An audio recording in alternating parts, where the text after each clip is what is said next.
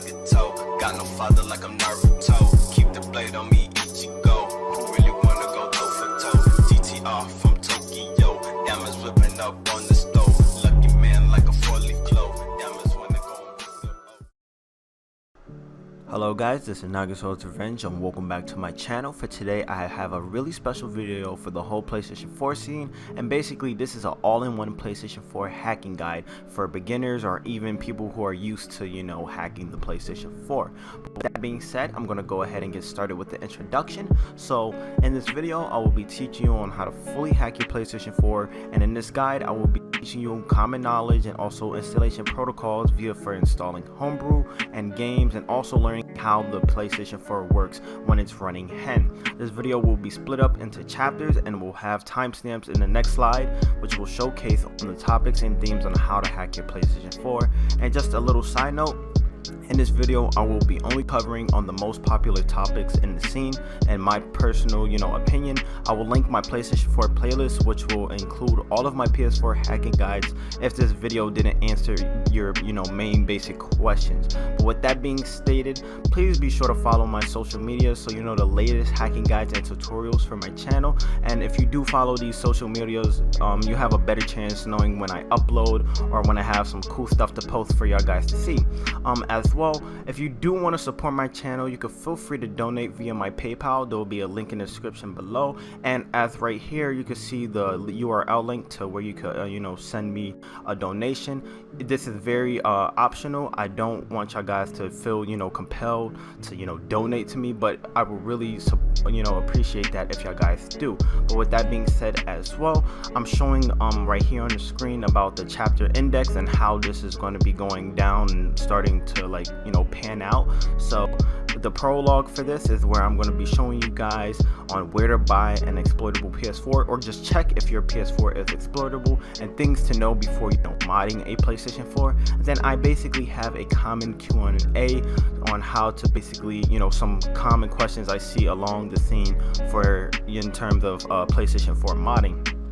For chapter 1, I will be showing you guys on how to enable debug settings and how to set up your PS4 as a hen enabled system. So this is basically going from step 1 all the way to how to run games and such like that. So for chapter 2 as well, I'm going to be showing you guys on how to install Homebrew and games, how to dump your retail disc. I'm also going to be showcasing on how to update files via FPKG. So if you have Grand Theft Auto 5 and you want to install the 1.27 update manually, I'll show you guys that as well. I'm going to be showing you guys on how to install certain mod menus for your favorite games, such as like GTA, Call of Duty, stuff like that. I'm also going to be showcasing on how to install PlayStation 2 classic games, such as like Midnight Club, some of the Need for Speeds, or the NBA, classic PlayStation 2 games like Kingdom Hearts and the Final Fantasies. As well, I'm going to be showcasing on how to install PlayStation 4 FPKG games or fake package games. So anything that's basically under 5.05, I'll be showcasing on that. And then for chapter 3, I'm going to be talking about PlayStation 4 emulators. So I'm going to be teaching you guys on how to run classic NES, SNES, GBA, and also Sega Genesis games. And then for chapter 4, which is the last chapter, I'm going to be showing you guys on how to customize your PlayStation 4's UI by changing app icons, installing permanent themes, and also adding a custom avatar or icon for your modded PS4. And then last but not least, I'll give a little special thanks to everybody who helped contributed with the scene, and just special thanks to my fans and you guys watching this video.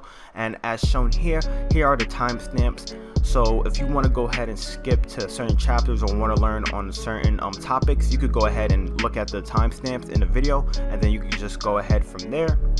But with that being said as well, we're going to talk about a Q&A for basically downloads. So in the description below, I will have everything I use from any tools and programs in the video. We'll have download links. So for example, I'm setting them up by chapters. So if you go to chapter 1 and you're trying to find a link that corresponds with that video, it will be there as well. And also I will have a pastebin link that is a detailed guide that will include downloads as well, due to the fact that on YouTube I can only type basically 5,000 characters, so that's why I use Pastebin. So I have the full guide and full link, so each chapter will have the corresponding downloads for that each segment. So if I was trying to teach you guys on how to install NES games, those download links will be in chapter 3, and you'll see basically all the links that corresponds with that video. And no, I am not linking any games or any websites. If you are going that route, just use Google for that. But right here's the Pastebin link, excuse me, and you could go ahead and type this in your URL bar, or just go in the description below, and you can go ahead and click it to basically see the whole full basically tutorial guide I've written. And as well, for this process, I'm just going to go ahead and get into the prerequisites. What you need basically is a PS4 that is either on 1.76, 4.05, 4.55, or 5.05 firmware. It doesn't matter if it's the original, slim, or a pro model. In my case, I'm using my PlayStation 4 Pro, and I recommend that you guys go ahead and invest in an external HDD that is minimum of 500 gigabytes that is formatted to exFAT. The reason why I suggest y'all guys going higher at minimum at 500 gigabytes, because if you decide on dumping games or trying to install games basically from your external hard drive and transferring a lot of big package files, you want to go ahead and invest in a external HDD. And I also recommend, if you guys have a USB stick that is formatted to FAT32, that's maybe like 32 gigabytes or 8 gigabytes for like smaller installations, like smaller package files, then that's fine as well. You will need FileZilla FTP client for this process, as well for certain processes in the video, and I'll go into more detail if a certain topic needs FileZilla. You'll need a Wi-Fi connection to basically run Hen. You either need a PC or Mac if you guys do decide to basically use the web host exploit on your PC. You could use this to basically use the offline web host method, but this is purely optional, which is an ESP-12E Wi-Fi module. This is for maybe a little more advanced users, but it's a way to basically run Hen off this little Wi-Fi module. And this is basically what you really need for this whole video. But with that being said, I hope you guys do enjoy this video, and I hope this basically this all-in-one guide will help out the scene tremendously. But with that being said, enjoy. Alright guys, welcome back to the Prologue, and in this video I will be teaching you guys on where to buy an exploitable PlayStation 4 and things to know before modding your PlayStation 4 system. So I hope you guys do enjoy this first segment of the compilation, and with that being said, here's the video. Alright guys, so assuming that you did read or basically just listen to the intro for the prologue, we could go ahead and talk about on how to get a PlayStation 4 that is under firmware 5.05. Before I even get stated on how to purchase these systems or how to look for a PS4 bundle that is under 5.05, what I'm going to be talking about here is basically the firmwares that can get exploited as of June 3rd, 2019. So this can be outdated. Newer exploit is released for newer firmwares, but as of right now, only firmware is 1.76, 5.05, 4.05, and also 4.55 can be exploited. But with that being said out the way, like I'm gonna be stating a Q&A in a few seconds as well.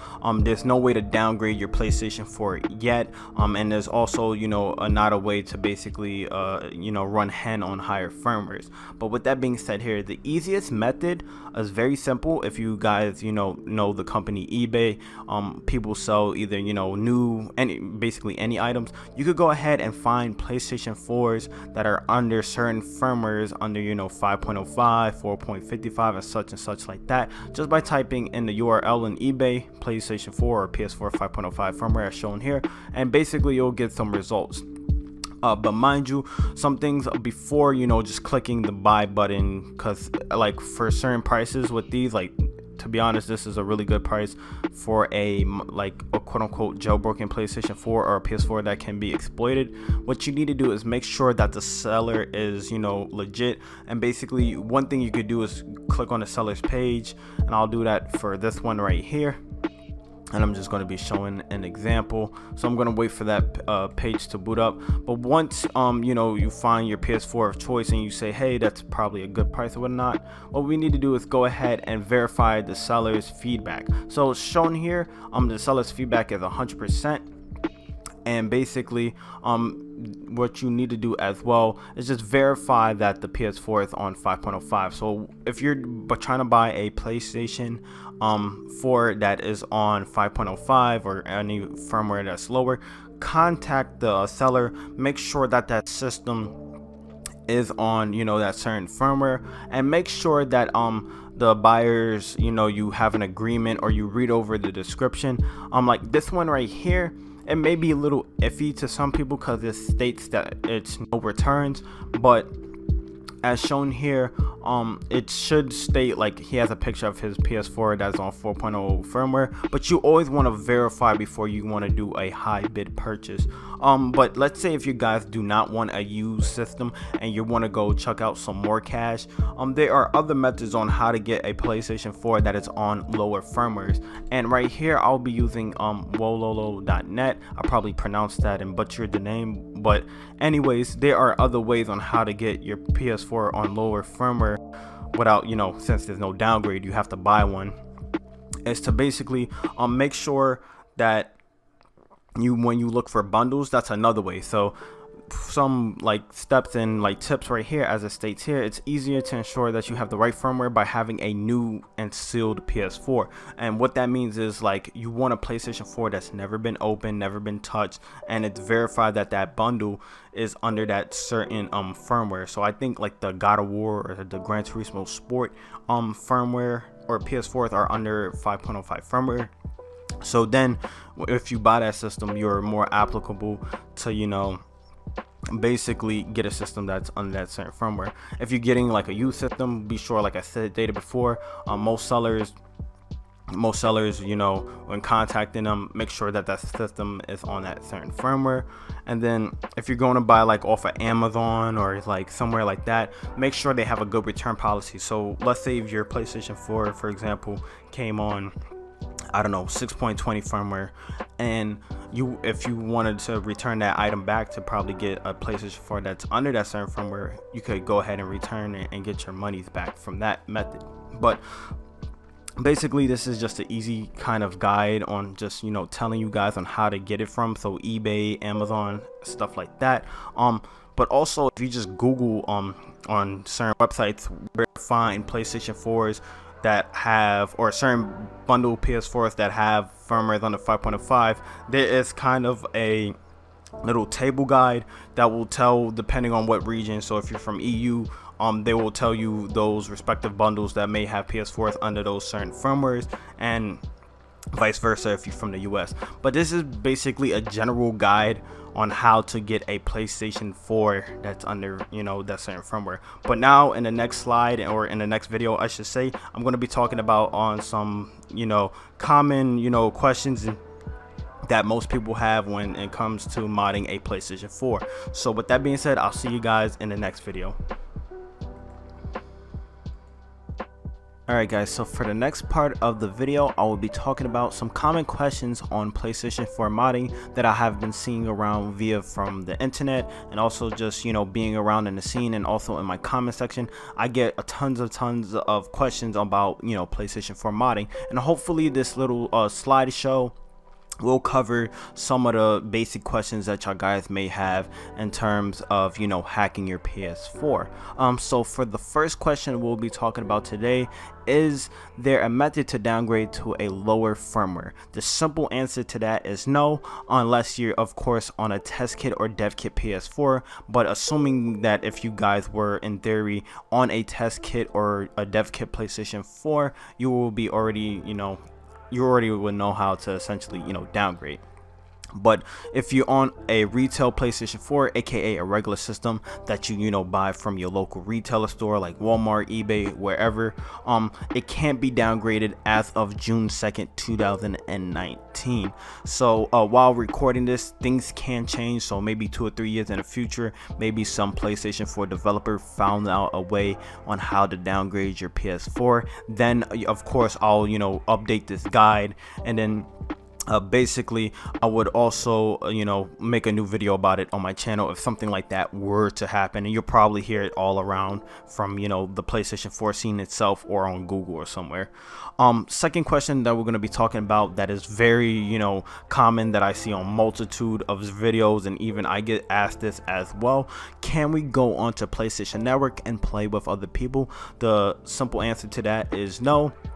So as of right now in 2019, we are not able to go online via PlayStation Network. So this means there is no way to sync trophies or like play online or access the PSN store, etc. So you can't play as of right now, play Fortnite, play on Call of Duty, run mod menus online, sync up trophies on and stuff like that. But the third question I notice a lot being asked: can we play newer games such as like Kingdom Hearts 3 or Spider-Man or Call of Duty Black Ops 4, games like that? So as of right now, recording this, so June 3rd 2019, 5.05 is the latest firmware, or that basically a public firmware that is exploitable to everyone. That means only games that is on 5.05 and lower are playable. So games that are past like God of War, for example, are unplayable even if you own the game via disc. So let's say if you put in a game like Kingdom Hearts 3 on your 5.05 PlayStation 4, it will ask you to update and it won't run the game. And then if you update your system, then basically it would avoid you to run that game, or basically you couldn't run any mods or any exploit to basically run payloads or homebrew. So you either giving up the online aspect to run your games offline and stuff like that. Next question I'm going to be talking about: can we update our games? So yes, you are able to update your games manually with update PKG files, and also in this big video I'll be showing you guys on how to do that process as well. The next question we're going to be talking about here: will I get banned for running this exploit? Simple answer is no, since you can't access PlayStation Network servers to get banned from PSN. So that's the same thing. You really can't go up online and run a mod menu and get banned, because you can't even access PlayStation Network in the first place. Next question we're going to be talking about: if we upgrade our systems, can we still mod games? The answer to that is no. So if you update your system above your exploitable firmware, you can't run any homebrew or any FPKG games and stuff like that, or run payloads, due to the fact that probably Sony will patch that method into basically from a lower firmware. The next question we're going to be talking about that I commonly see is: are there ways to block system updates? So the answer to that is yes. There are a multitude of ways on blocking updates, such as the DNS method, turning off your Wi-Fi, and also the FileZilla method that I'll be talking about a little bit in this video. And if I don't get into it in this video, I'll have a link in the description below on how to basically block updates using FileZilla, because I have a video of that on my channel. The next question that we're going to be talking about as well, this can change. So as of recording this is June 3rd 2019. This answer may change, but as of right now, the only current firmwares that are exploitable is 1.76, 4.05, 4.55, and 5.05. So maybe 2-3 years down the line, maybe this exploit for 6.00 firmware, or something like that. But things could change with that question. Here's another question I commonly see as well: in the future, will firmware such as 6.00 or higher will get a public exploit? This is a personal opinion. I'm not too sure, but I think personally, yes, probably when the PlayStation 4 is dying and the PS5 is on the scene, and when the developers decide to release an exploit, that's when such exploits will happen. So I'm not too sure, but it seems there are private exploits for like 5.50 and stuff like that in the works, or probably even up to 6.20. But as of right now, developers do not want to release those exploits so that basically Sony can know, so they could just patch it. It will basically defeat the purpose on keeping them basically making them public, just for all that work to go down the drain, since finding exploits are hard. Next question I often see as well on my YouTube comments, can we emulate other systems like, the classic NES? The answer to that is yes. So as of June 2019, today, or the June 3rd, 2019, there are a few PS2 ported emulators for the PS4 and some native ones as well. So consoles you can emulate for is the Nintendo, Super Nintendo, Game Boy Advance, Game Boy Color, and also the Sega Genesis. And as of right now, there are a few emulators for the works for the PlayStation 4. So there are like a native Sega Saturn and Sega Dreamcast emulator, so Rycast and the Yabuza one. There's also a PlayStation 1 that's being worked on as of right now, and also there's some PS ports, or the PSP is still getting looked on to, from what I've heard from fellow friends and developers. So as of right now, more emulators, and I think even with RetroArch, they are still trying to develop for the PS4, so we can have maybe like an all-in-one emulator, which I'm really hoping for as well. But the next question that we'll be talking about as well, can we use external HDD devices, or basically an external hard drive, to put our games on? Basically a simple answer to that is yes, you can. And there's also methods on how to put fake package games and Homebrew onto your external hard drive as well. Common question I also see for this process is basically, does this hen exploit, is it permanent? The answer to that is no, and this can change if somebody finds a boot exploit like Henkaku Enzo. But this exploit is just like how Henkaku works for the PlayStation Vita. So for example, once after rebooting your system, you will need to run a hen payload in order to access your FPKG games and to enable debug settings. So after a fresh reboot, you'll basically either have to run any WebKit payload host of your choice, or run any website or the DNS. And then once you run that payload, you're able to access debug settings and all that fun stuff. Common question I also see as well, are we able to back up save data and enable mods? Yes, you are able to mod your game. So big games like GTA 5, Call of Duty, and Final Fantasy and stuff like that, you are able to mod it off with like PS4 Cheater and like stuff offline. Also with JK Patch, you're able to use modded or custom save files for a plethora of PS4 games. So you can use it like on Dead Horizon, or basically any PS4 game that is under your said exploitable firmware, so anything basically past like 5.05. And yeah, that's basically the end of our Q&A. If you guys did like this segment, we're going to go ahead and transition to chapter 1. And basically from chapter 1, I'm going to be showing you guys on how to actually install hen onto your PlayStation 4. So I'll meet you guys back there for that portion of this guide. Welcome guys to chapter 1, and in this segment of the video I will be teaching you guys on how to enable debug settings and how to set up your PlayStation 4 as a hen enabled system. Alright guys, so assuming that you're ready for chapter 1, we could go ahead and get started on talking about basically exploiting our PlayStation 4.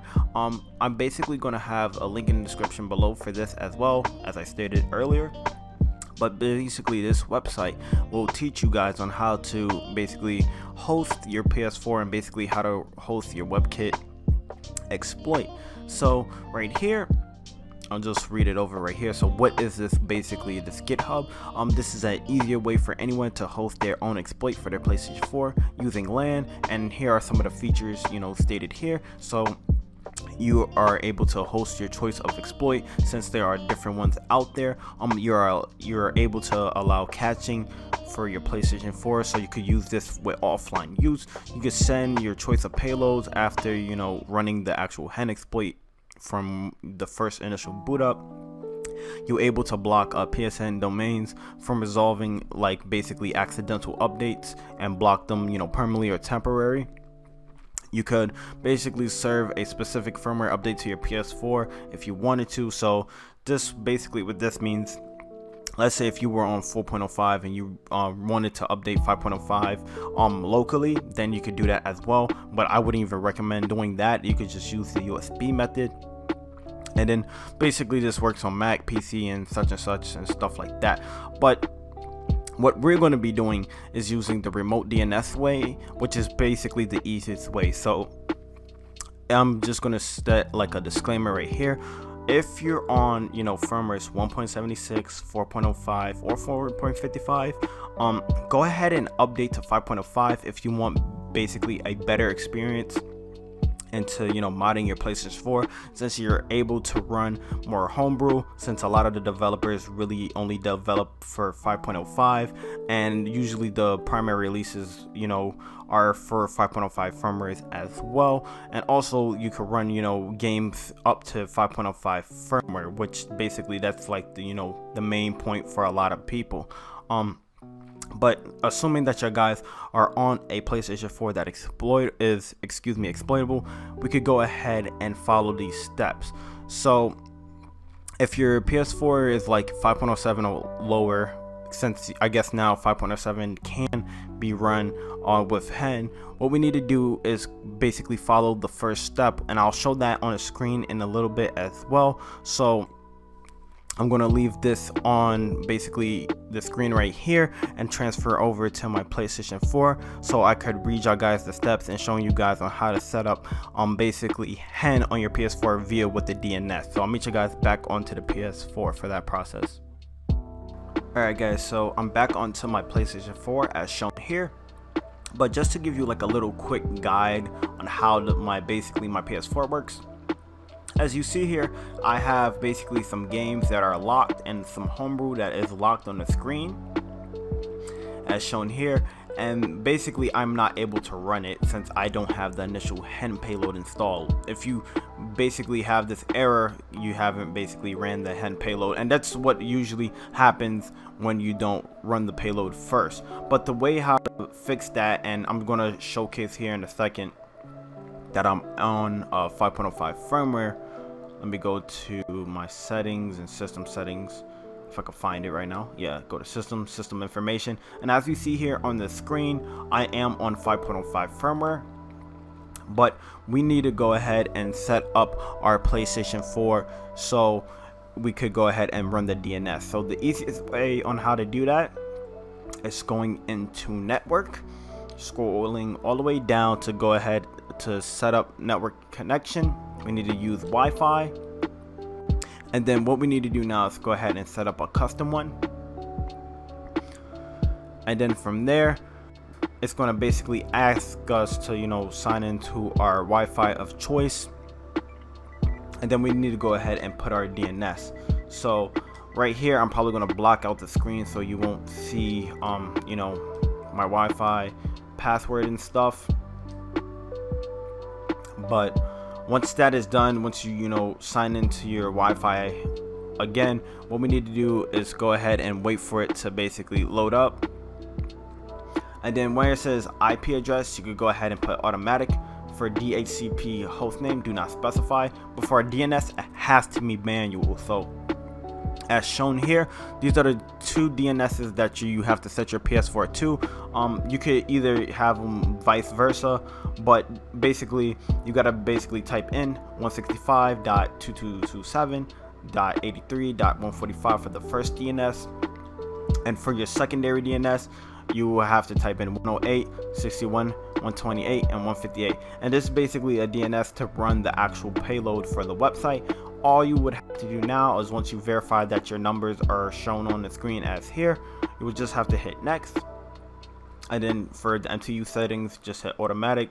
For proxy servers just say do not use, and then you should be able to update your internet. Now it may take a little second for me basically for my internet to pop back up, but what should happen is if you go back into settings and you scroll all the way up to where it says user guide / helpful info, and then user guide again, your user guide should pop up with this website right here, and now you're able to basically choose your exploit for whatever firmware. So if you were on 1.01 firmware, you can go ahead and do that. If you want 5.05, which I'm on, this is the one I'm going to be focusing on, you could go ahead and click through it. So all you have to do is go ahead and hit 5.05, and then you'll see a bunch of options. The one we're going to go ahead and focus on is hen 1.8. These are the new revisions of hen, but this will allow us to basically get debug settings and allow us to install, you know, package files, which it could range from updates, fake package games, and also like PS2 games and emulators and stuff like that.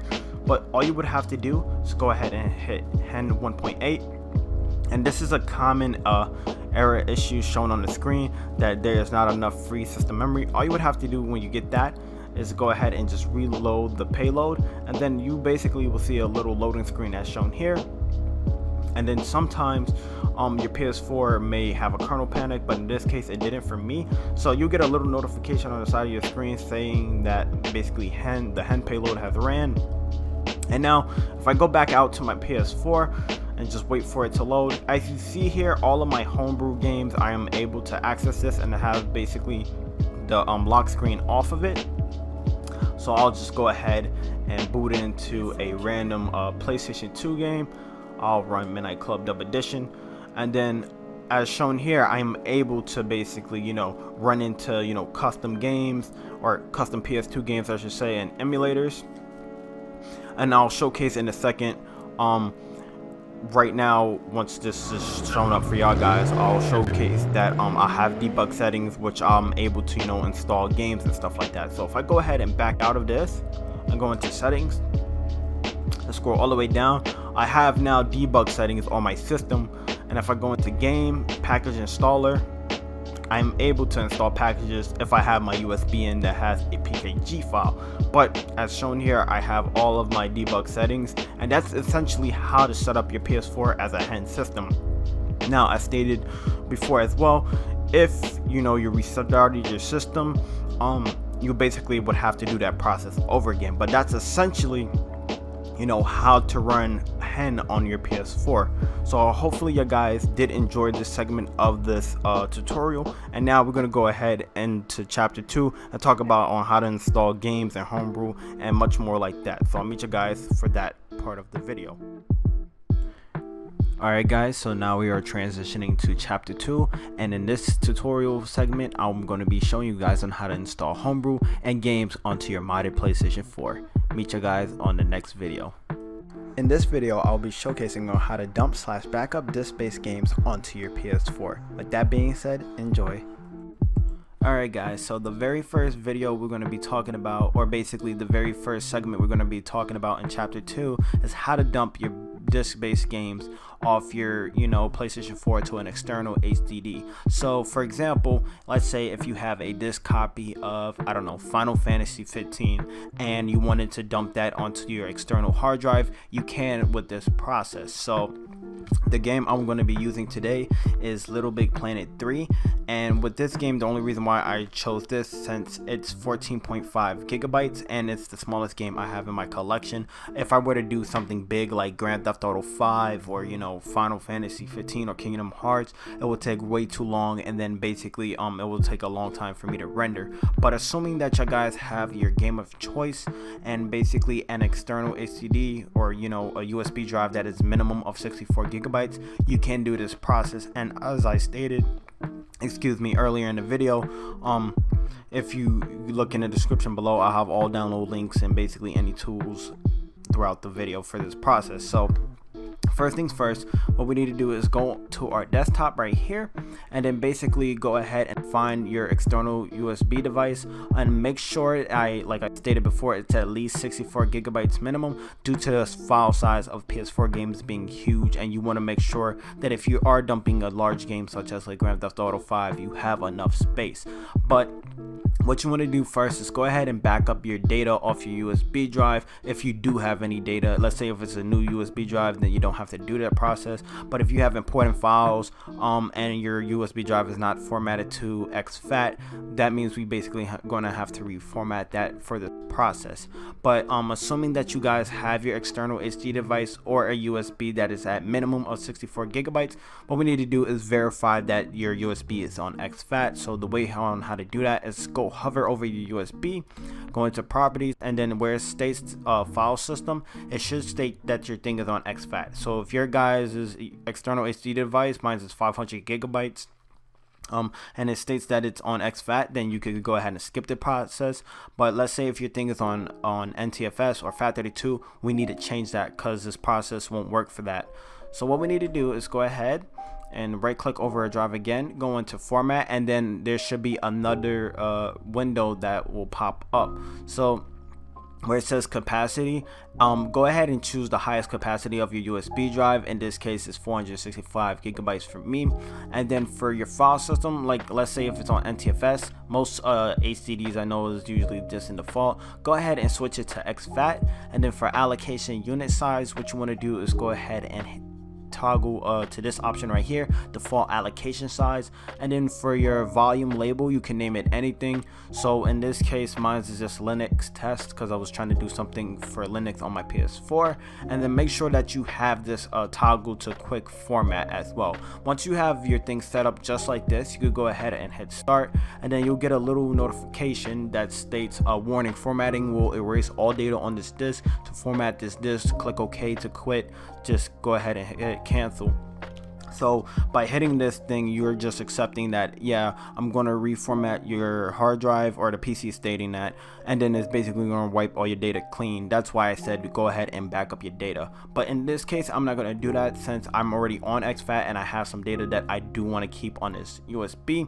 But assuming that you guys did follow that and now we are all on the same page on the external HDD and it's on exFAT, what we need to do is go ahead and turn on our PlayStation 4, go ahead and put our disk in, and I'll meet you guys on the PS4 to tell the next steps for this process. So I'll meet you guys right there.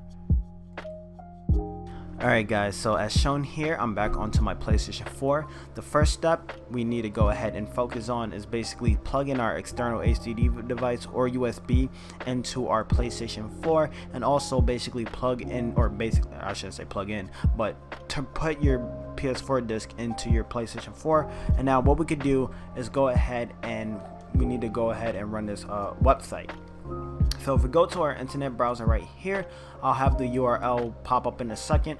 You could just pause the screen right here, but once you type this URL into basically, or the website into the URL bar, what we need to do is go ahead into 5.05 since that's the firmware we on. And then the thing we're going to be focusing on is basically this dumper payload. But once you have your website, or basically the website already inputted right here, we need to go ahead and run our game of choice. So in my case, I told y'all guys I'm doing Little Big Planet 3, and our goal is to basically have our game boot into the main menu. The reason why we need to basically wait for our game to boot into the main menu is due to the fact that we need our game's executable files to be ran, aka the eboot.bin or whatever executable file your game is using. So as shown here, just a little disclaimer now, depending on how big your game is, this process can take a very long time. So please be sure that you don't have hibernation mode activated into your, or you basically on your PlayStation 4. Just keep an eye on it and just check on it, because this process does take a while depending on doing this process. So I'm just gonna go ahead and skip that little video scene right here. But right now I'm basically on the main menu of Little Big Planet.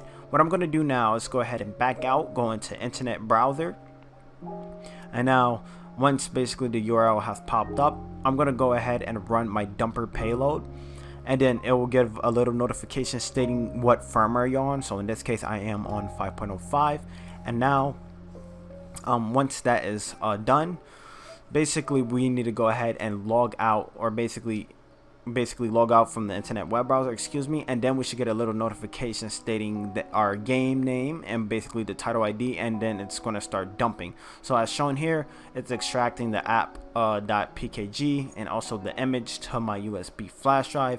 And then as shown here, it's basically telling me the game is extracting. Shown here, it's at 0% now, but each time it basically goes up, each percentage as the game is dumping to my USB flash drive. So I'm gonna go ahead and pause the video right here, and then once that process is done, I'll tell you the next step that what you guys need to do. So just leave your game on standby, don't play through it, just wait for the thing, or basically wait for your game to dump onto your external hard drive, and then I could show you guys later on how the rest of the steps work. So I'll meet you guys back once that process is done.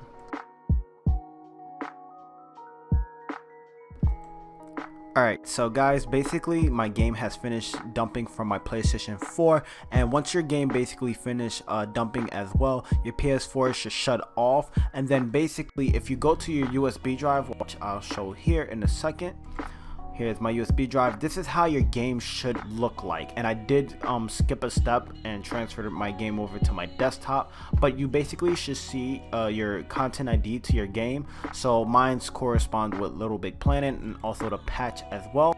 And if I go into this folder right here as shown here, I'll basically have all of my game contents. But what we need to do is basically rebuild this game as a fake package file, and what we need to do is basically create a Gen GP4 project file, and I'll show you guys on how to do that right now. So what you need to do is basically drag and drop your game to your desktop. So just go into USB, just drag and drop it here, and what we need to do is go ahead and open up fake package 3.38 generator tools. They will be in the link in the description below, or you can just go ahead and Google on how to get these, and make sure it's basically the 3.38 version of the fake PKG generator tools. And basically your fake package tools should have these sort of files in it. So they should have the TRP for trophies, pub.sfo, gen, the pub gen, this is important as well, and all these files shown here. So if you want to go ahead and pause the video, and if you do download your version of fake package generator and it does have all these files, then you're good to go. But the thing what we need to do now is go ahead and open up this program called gengp4.exe, and then let me go ahead and maximize this on the screen. What we need to do is go ahead and find our game content directory, which is mine is on my desktop right here. So go ahead and find where your game is located at via here. So this is the games directory right now, and then go ahead from here. Actually, before we even do this part right now, we need to go ahead and rename this to, or take out the app prefix, because I'm not too sure if the program will find it as with the app. So just rename your game to basically the content ID without the app prefix, and then you can go ahead and go back into Gen GB4. So what we need to do now is go ahead into this directory here, scroll from here where it says CUSA 00473. This is basically Little Big Planet. And then once we have that, what we need to do is go ahead and generate .gp4, and as you see, what is happening is basically creating a project file, and it's taking all of the files within the folders and creating kind of like basically compiling all the files into one. This process does take a while depending on how large your game is. So for example, if you're doing Grand Theft Auto 5 or like, you know, Kingdom Hearts or Final Fantasy or Watch Dogs or something like that, it's basically compiling each file, and it can take a very long time. So what I'm going to do here is let it do its thing, as y'all guys should on y'all end, and then basically I'm going to come back once this process is done. So I'll meet you guys once this is finished. Alright guys, so as shown here, basically the process has finished, and what we need to do now is go ahead and verify that our GP4 file is being saved. So the method on how to do that is going to save .gp4 file, and it'll like list your game's content ID along with the .gp4 project file. I'm going to go ahead and save this to my desktop right now, and then once you get the basically that process done, it will state that it's done via this window, and now we could go ahead and minimize that process out. What we need to do now is go ahead back into our fake PKG folder, and we need to go ahead and access Orbis -pub generation or gen exe. So let me go ahead and make that bigger on the screen so you guys can see. And then once you have that process, what we need to do is go ahead and hit file, go into open, and now from the file we just created, the .gp4 file, we need to go ahead and open that. So just go ahead and hit open, and now what we need to do, let me maximize this so you guys could probably see better. And now what we need to do is go ahead and hit command, go to project settings, go into package, and you want to keep your content ID the same for your game, so yours will be different than mine's. You need to make sure that your passcode is all zeros when you generate it, so just type all zeros right here, and then from here, storage type, make sure it's only digital only, max 50 gigabytes, and also make sure that it's a paid standalone full app by hitting OK. Now what we need to do is go ahead and hit build via here, and then where it says the output path PKG, go ahead and hit select, and then from there I'm going to go ahead and put my PKG file onto my desktop. Now once you hit build, depending on how big your game is, if you're using Grand Theft Auto 5, Final Fantasy 15, games of that caliber and size, this process may take longer than usual. But what I'm going to do now is basically pause the video right here, and then once basically my PKG file is being created via my desktop, I'll come back and tell you the next steps on what's needed to be done. So I'll meet you guys back once this is finished. Alright guys, so as shown here, basically that process was finished, and now my game is now in a fake package format file. Basically it's in that format. So if I go into properties right here, you can see my PKG of Little Big Planet 3 is at 10.8 gigabytes. What we need to do now is go ahead and take our game of choice. So go ahead and plug back into your USB hard drive or your external HDD device. Here's mine right here. Just verify that it's on exFAT as well, and it should be sent unless you changed it. But once we basically have your USB drive as shown here and also our game, what we need to do is go ahead and transfer our package file and just transfer it over to our USB drive. So what I'm going to do is basically let this thing do its process, and then I'm going to go ahead and transfer over to the PlayStation 4, and then I'm going to showcase that I'm going to delete my disk-based file game, and then this game should run as a fake package file once I run hen on my PS4. But I'll meet you guys back on the PS4 once this process has copied over. Alright guys, so as shown here, I'm basically back onto my PlayStation 4, and before we even get started installing the Little Big Planet 3 that is a fake package file, I'm going to showcase here that I'm going to basically delete the disk version of Little Big Planet 3. So it may take a second on the screen. So as shown here, I don't have basically the Little Big Planet 3 disk installed. What I'm going to do now is go ahead and run the settings via here, go into user guide, go into user guide again, since we already have Alzer's DNS already set up. So I'm going to go to PS4, go ahead and enable hen, and then it shouldn't take too long via on the screen. It may take a little second for it to boot up. If not, I'll just back up, but as shown here is basically running the hen payload in real time. And then if you get this error, just go ahead and rerun it again, or you could just go ahead and back out of settings. So let me go ahead and rerun hen. And then as shown here, basically I got the notification that says PS4 hen has been ran. Now if we go ahead and scroll all the way down to settings, via here, scroll all the way down to debug settings, and then go into game, and if your external HD device has your game onto it, you should basically see your fake package file. In this case, this is Little Big Planet 3, and now I am installing the game. So I'm gonna basically pause the video right here, since I'm not too sure how long this will take. It's only 10 gigabytes, so it won't take too long, and since I'm running this off an external HD device, it won't take too long as well, since it's a 3.0. but if it's a 2.0, it may take longer, and depending on your game size, it may take anywhere from like 30 to 40 50 minutes. So I'm gonna pause the video right here, and once that process is done, I'm gonna go back onto the PS4 and then show you guys on how to do this. Alright guys, so basically Little Big Planet 3 has finished installing, and as shown here, basically it doesn't have the little disk icon. So what I'm going to do now is in real time go ahead and load up the game just like it was a regular PlayStation 3, or excuse me, PS4 game from the PSN store. But yep, that's essentially how you do this process via from dumping your PS4 game via disk and then making it as a fake package file. So I don't have to play Little Big Planet 3 on my, basically with the CD in. I could just go ahead and run hen and then play my backups that way. But with that being said, I'll see you guys in the next tutorial, and I'll be talking about more stuff about installing games on your PlayStation 4. So meet you guys there. Alright guys, so in this video I'll be teaching you guys on how to install update PKG files for your retail games on your PS4. With that being said, let's enjoy the video. Alrighty guys, so we're back on the PC, and now for this tutorial I'm going to be showcasing on how to basically update your game manually via with PKG files. Now the game we're going to be testing today is going to be Little Big Planet 3, since that was on the last video showcase here.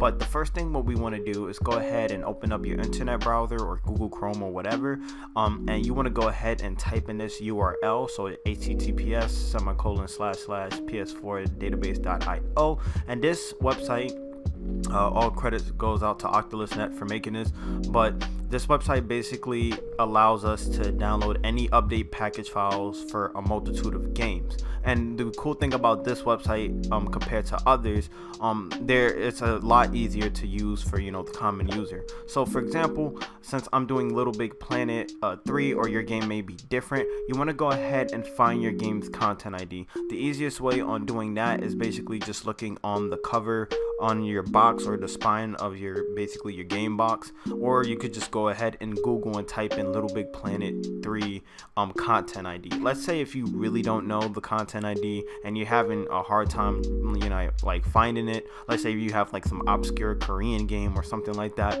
one way you could bypass that right here, if you like it says right here, if you don't know the title ID, you go ahead and click here, and then you can search via by name. So that's what I'm going to do here. So I'm just gonna type in little. I'm just gonna actually type in the word little, since the search engine is pretty good. And now any games that has the name or the name little in it is gonna search for it. So since my Little Big Planet 3 version is from the US, I'm gonna go ahead and click that version by choosing view patches and information. Now your game may be from a different region, so for example, if you live in the EU, most likely you have the Grand Theft Auto 5 version for EU regions. But since I'm from the US, most of my games are from the United States, or if you do purchase games outside of the US and you got Japanese games, make sure you're choosing the right region to your game, due to the fact that if you do choose another region, it's not going to work when you try to update the PKG. So right now I'm going to go ahead and click on Little Big Planet 3 US, since this is the one I'm going to be doing. And here's how basically the website looks. So you're going to see your instant download right here, and then your PKG file. All you would have to do is go ahead and look at the piece. So in this case, this file is not too large compared to most PS4 games update files. So all you got to do is just go ahead and hit download, and it's going to be downloading from the actual server. So it may take a little while to showcase here, but yep, that's basically Little Big Planet 3's update file. Now if I go to here to Grand Theft Auto 5, if you were to like search the name, basically you see how many little piece files, so there's piece 1, piece or 0, 1, 2, 3. Those are basically all of the big update files for this game. And I think this patch is the latest patch for Grand Theft Auto 5. And if you were to install this, you would have to install each part to basically get into one PKG. So for example, if you wanted to download Grand Theft Auto 5 and it has a large update package, you will have to install this one, this one, this one, this one. So basically 0, 1, 2, 3, 4, 5, and how many pieces basically this is. And the best way on how to do this as well, let's just pretend I'll go ahead and kind of give y'all guys an idea, because I'm not going to download all of the PKG files. But what I am going to show you guys, if I make a folder on my desktop, if I can, it probably won't allow me right now, but here, I'll just try to open up a random folder, and yeah, I could just use this for a random folder. So pretend like this folder has nothing in it right here. If I go into create a new folder right here, and then go inside that folder, imagine if this folder was on your desktop, and then you have all your update files for Grand Theft Auto 5. So there's going to be 5 parts or 6 or 7 parts PKG files. What you would have to do is go ahead into PS4 AIO, and I'll have a link in the description for that, basically to how to merge package files as well. Because when you have a game that has large size package files, you're going to have to merge it, because if you try to install just one segment of the update file, it's not going to work when you go into debug settings for your PS4. But right here, let me just go ahead and open this up right now. It may take a little second on my screen.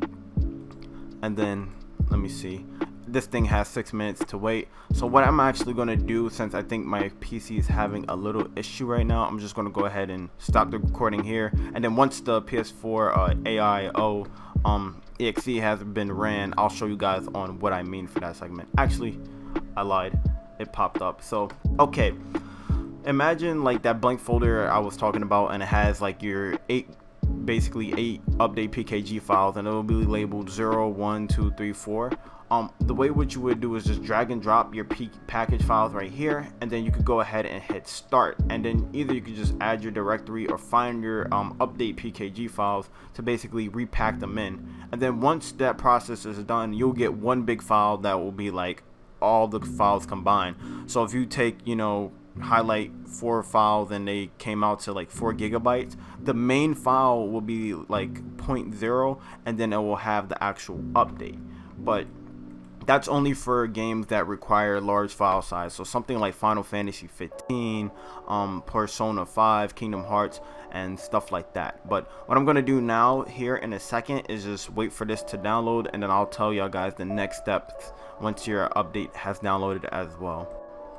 Alright guys, so as shown here, basically my Little Big Planet 3 update PKG file has installed, and I just dragged it out to my desktop. What I'm going to do now from here is take my external HD device and then plug it into my PC, and then I'm going to showcase this on the screen. So let me just go here and here. Here's my USB via right here. First thing what we need to go ahead and verify is if our USB is on exFAT. So the way I'm going to do it is go ahead and check my properties, and if your guys USB or external HD device states that your system is on, or file system is on exFAT, you're good to go. But let's say if your thing is not, what we need to do is go ahead and right click over it, go into format, and then you get another window that will pop up. So in this case, this is my 500 gigabyte HDD drive. Make sure you choose the highest file size for gigabytes. Also, what you need to do is for your file system, if it's on NTFS, just go ahead and switch over to exFAT. For allocation unit size, go ahead and hit default allocation, and then basically for your volume label, it doesn't matter, you could just name it anything. Make sure that this check mark is checked and it's toggled on, so you have quick format on, and then you can go ahead and hit start. And then before you go ahead and hit OK, if you do have any important files or documents on your USB or HDD device, go ahead and back it up via to another PC or to another USB drive before you hit OK, unless you don't care about the files. But once you hit OK, your thing is going to reformat, and then from there you should be on exFAT. But with that being said as well, I do recommend that your USB drive is at minimum 64 gigabytes, due to the fact that PS4 games and dump files and basically update packages are very large in size, so you want to make sure you have enough space. With that being said as well, for that segment of this tutorial, you want to go ahead and drag and drop your update PKG file. So like I showed you guys earlier, if your game has multiple parts, go ahead, put all your parts in one folder, drag all your parts into AIO, and then you could go ahead and start. And then once it's basically done repackaging all of your files into one, go ahead and take the main file, which should be like the one that says 0 or the largest file that you have, and then drag that to your USB. But with that being said, I'm gonna go ahead and end the video from the PC, and then once this is done processing, I'm gonna go to my PlayStation 4 and show you guys the next steps we need to do to install our update package file. So I'll meet you guys back onto the PS4. Alright guys, so I'm back on my PlayStation 4 as shown here. What I'm going to do now is go ahead and plug in my USB external HD device that has our update package on it. And since we already have the Al Azarus DNS, what we're going to go to is user guide, and then user guide as well, unless you're using another method on how to run your hen payloads. So once you get into Al Azarus DNS, go ahead and hit PS4, and then we're going to go ahead and run hen. So it shouldn't take too long on my screen for it to run. But if your guys' freezes up or something like that, then just restart your PS4 and then just copy this process as shown here. So as shown here, it basically gave me the notification that PS4 hen has been successful while ran. What we can do now is go into our settings. scroll all the way down so we get into debug settings, go into game, go into package installer, and now we should successfully see our USB our update package file. So I'm gonna go ahead and install it right here. It shouldn't take too long for this process to install, but once it's installed, you should get a notification on your screen that the update PKG file basically has been ran successfully. So I'm just gonna wait right here for it to do its thing. And depending on the file size, since I just reminded myself, so games like, you know, Grand Theft Auto 5 that has like a massive, I think, update file package or update PKG, it's like 26 gigabyte, it will take tremendously longer. So right here, it's done. You'll see the little notification on my screen via here. And now what we're going to do is go ahead and run our game. And now basically our game has successfully updated with the new PKG file. So if I go ahead and go into information, it will showcase that I am on the latest version, which is 1.26. But yep, that's essentially how you guys update your game from manually with that method I just shown you with the PKG. If you guys did, you know, enjoyed that video, you could go ahead and watch my other stuff as well that is coming soon in the next segment of this tutorial. So I'll meet you guys in the next video. In this video, I'll be showcasing on how to install mod menus for your favorite PlayStation 4 games. With that being said, enjoy this part of this tutorial. Alright guys, so the first thing what we want to do for this part of the tutorial, we need to go and just boot up your PlayStation 4, and then we need to go ahead and type in this website into URL. So as shown here, the website, you could go ahead and pause it. I'll have a link in the description below for it as well, just to go ahead and so you guys can see. But what we need to do is go ahead and see what games we could go ahead and mod via using this method. So there are a few other mod menus. I know some other payload hosts have other ones like Call of Duty, and just to get it out the way real quick, shouts out to Default DMB and also Lethal 74 for creating this project so we could use it, just to get out that way. But as shown here, if you have Uncharted The Lost Legacy on that firmware or version, I should say, the original version, you could go ahead and run your dev menu. If you wanted to do The Last of Us or Uncharted 4, you could go ahead and run those mod menus. But the one I'm going to be testing out today, and I know a lot of people do love this game, especially me, is the Grand Theft Auto, or basically GTA 5.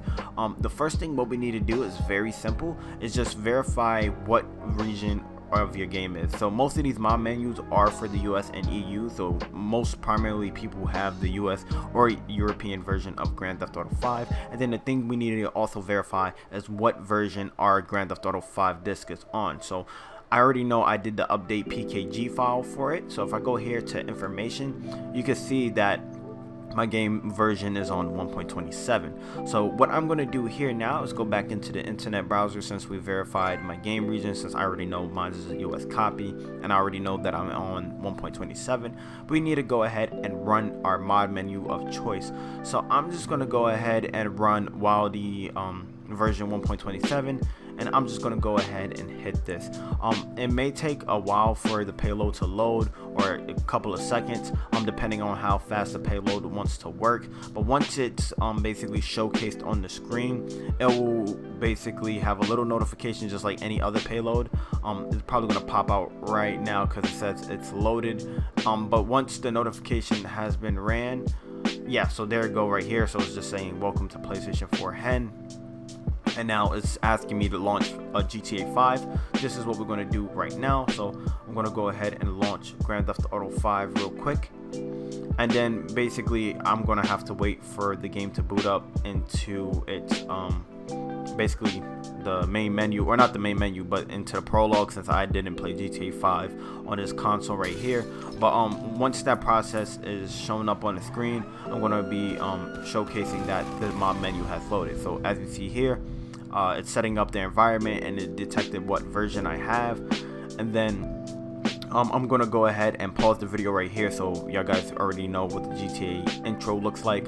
But once that process is done, I'll meet y'all guys back so I can show you that I can run mod menus on my PS4. As shown here, basically this is Grand Theft Auto 5 with the mod menu shown. So for this mod menu in particular, all you would have to do is hit right on the D-pad and square at the same time. And as you see, I can, you know, change my model options, speed run, basically all of the stuff you could do on PC or PS3. If you guys remember on how to mod, like, you know, with SUP or X menus and stuff and like decks. So if I go ahead and play through the game, or if I open up my mod menu, I'm probably gonna lose the mission, but I'm gonna go ahead and spawn, I don't know, an alpha in here. See, so I'm in a car and I'm just, you know, messing around in Grand Theft Auto. So that's essentially how you basically run mod menus on Grand Theft Auto 5 or your favorite games using that method. With that being said, this is the end of this part of the tutorial, and I'll see you guys next time on the next segment of this video. In this video, I'll be showcasing on how to play PlayStation 2 classic games on your modded PS4. With that being said, enjoy the segment of the tutorial. Alright guys, so in this video I'll be teaching you on how to play PlayStation 2 games on your modded PS4. Before we even get into the nitty gritty and talk about, you know, on like how to do the whole process, what we need to go ahead and figure out is if your game is compatible. So the game I'm going to be testing today is Kingdom Hearts Final Mix, and I already know that this game is applicable since I already tested it before this video. And this website right here is pretty cool. It gets updated, and this is specifically for the PlayStation 4. There's a PS3 one as well, and everything I use, like I stated 1,000 times, it will be in the link in the description below. But as shown here, games like .hack recode is deemed playable, but you may have a game that has major issues, or, you know, it's unplayable for, you know, your both regions. Because I know sometimes you know, you may get lucky and get an ISO dump of a game that is from the PAL region that is playable, but like maybe the USA or Japanese version doesn't work. So go ahead and just look through this list and, you know, find your game that is applicable for that portion of the tutorial. But in this case, I'll show you here on my desktop. Kingdom Hearts Final Mix is via right here, and then also what you need is this PS2 classic.zip, and I'm just going to go ahead and extract it here via to my desktop right here. So this is the GUI you will get for that portion. But before we even start on, you know, getting our ISO, so just find your game somewhere online, or, you know, dump it from, you know, a PS2 disc. And then once you have that, what we need to go ahead and focus on, since I'm assuming that y'all figured out what game is compatible, what we need to do is go ahead and talk about our cover art. So to give our game a more official look, we could go ahead and install cover art to our game. So what I'm going to do is you could just go in Google, type in Kingdom Hearts or whatever your game you want to try to get cover art from. In this case, I always like to go into settings, or tools, excuse me, and go to size large, because you want the best quality image. So I'm going to go ahead and try to find a Kingdom Hearts that are basically a Kingdom Hearts cover art that has basically a good not like a pixelated image. Let me see this one. That is not too bad for this process. Let me see if I like some other. That one kind of looks digitized, so I'm gonna go ahead with this one. I'm just gonna go ahead and save image as to my desktop real quick, and then I'm just gonna go ahead and put it right here, yep, onto my desktop. So you guys could do the same. Once you find your cover art, just put it to your desktop. And now what we need to do, once we have our desktop, we have our game, we extracted out this PS2 classic zip, which will be in a download as stated before. We're gonna go ahead and run the setup.exe file right here, and then basically this is the easiest method on how to do PS2 classic games. Like before, we would have to use fake package tools, convert it into a PKG, also make our content ID. This basically GUI does all the work, and shout out goes to the programmer XXX for making this making this project for us. So it may take a little while for it to load on my screen here, but my screen probably went blank since you didn't see it. But right now it's doing the setup exe. But what you should get is this PS2 classic GUI window, and it's a very actually a cool program to run. And then right now it's basically doing its installation. So I may just end the video right here, or actually I think it's running right now, so I lied about that. So yeah, this is how the PS2 classic GUI looks like once it initially installs. It's very easy to use. So for example, the first thing what we want to do is go ahead into our PS2 ISO folder, or just click on this, and we're going to find our PlayStation 2 game of choice. So It may take a little while to load, but what I'm going to do now is go into my desktop, and then from here I am going to go find my Kingdom Hearts game. So this is the game that we're going to be doing today since it's the final mix. I'm going to go ahead and change my MP title to another one due to the fact that I have this already previously installed, but you want to go ahead and keep yours the same. But actually what it did is basically made me an image. Basically it already created a content image ID, so I guess he updated for that part, so you really don't need to go on Google. But just if you wanted to, you could just go ahead and drag and drop via right here, or just hit right click and then it could change the icon and background. But what I'm going to do now is go ahead and just create the PS2 Classic. So it's going to take my ISO and it's going to create my PKG. I'm just going to save it to my desktop right here. And then it's creating the param.fo file, and now it's just trying to take my ISO file and encrypting it to a fake package file so we can install it to our PS4. So what I'm going to do now is pause the video right here, and once it's done, it's going to create my package file, and then we're going to transfer it to our external HD device, and then I'm going to showcase from the PS4. So I'll meet you guys once that process is finished. Alrighty, so as shown here, basically my game has been finished and it became a .pkg file.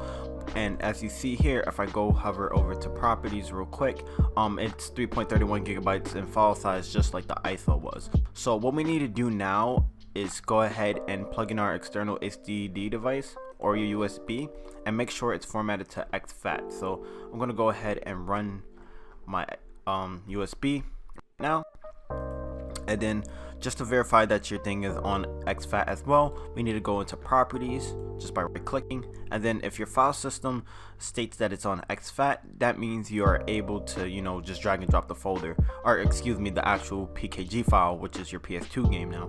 But let's say if you don't have your file system on exFAT and it states that it was on NTFS, what we need to do now is go ahead and hit cancel, go right click over our USB drive, and then from here we need to go and hit format. And then you should get this little window that will pop up on your desktop. From here, you want to go ahead and choose the highest capacity of your USB drive it can go to. So I have my 500 gigabyte one shown here. Your file system, if it's on NTFS, go ahead and hit exFAT. Allocation unit size, just go ahead and hit default. Volume label, it doesn't matter, you could just name it anything. I just named mine Linux because I was testing something for the PS4.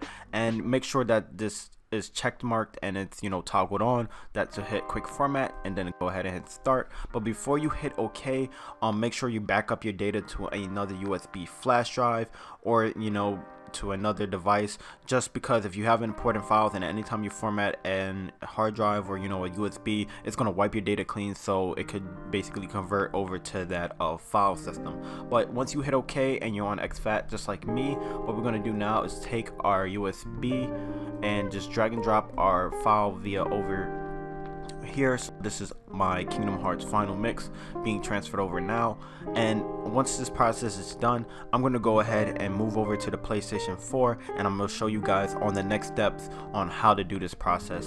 So I'll meet you guys back onto the PS4. Alright guys, so as shown here, we're back onto the PlayStation 4. What we need to do now is go ahead and plug in our external HD drive that has our PS2 game that we just converted over to a PKG. Now what we need to do is go into settings, go into user guide /helpful info, and user guide again, since we already have the Al Azarus DNS already ran. So I'm going to go to PS4, go into hen, and then once the process is loading up on my screen, it may take a little while, but once it loads up, you should see like the loading bar, and then hopefully you'll see the notification on the screen, and you won't see basically your PS4 will kernel panic. So it errored out for me as shown here, but that's fine. But as you see here in the notification, basically hen is ran successfully. So what we need to do now is go ahead into settings, and then scroll all the way down to where it says debug settings, and go into game, and then package installer, so the second option.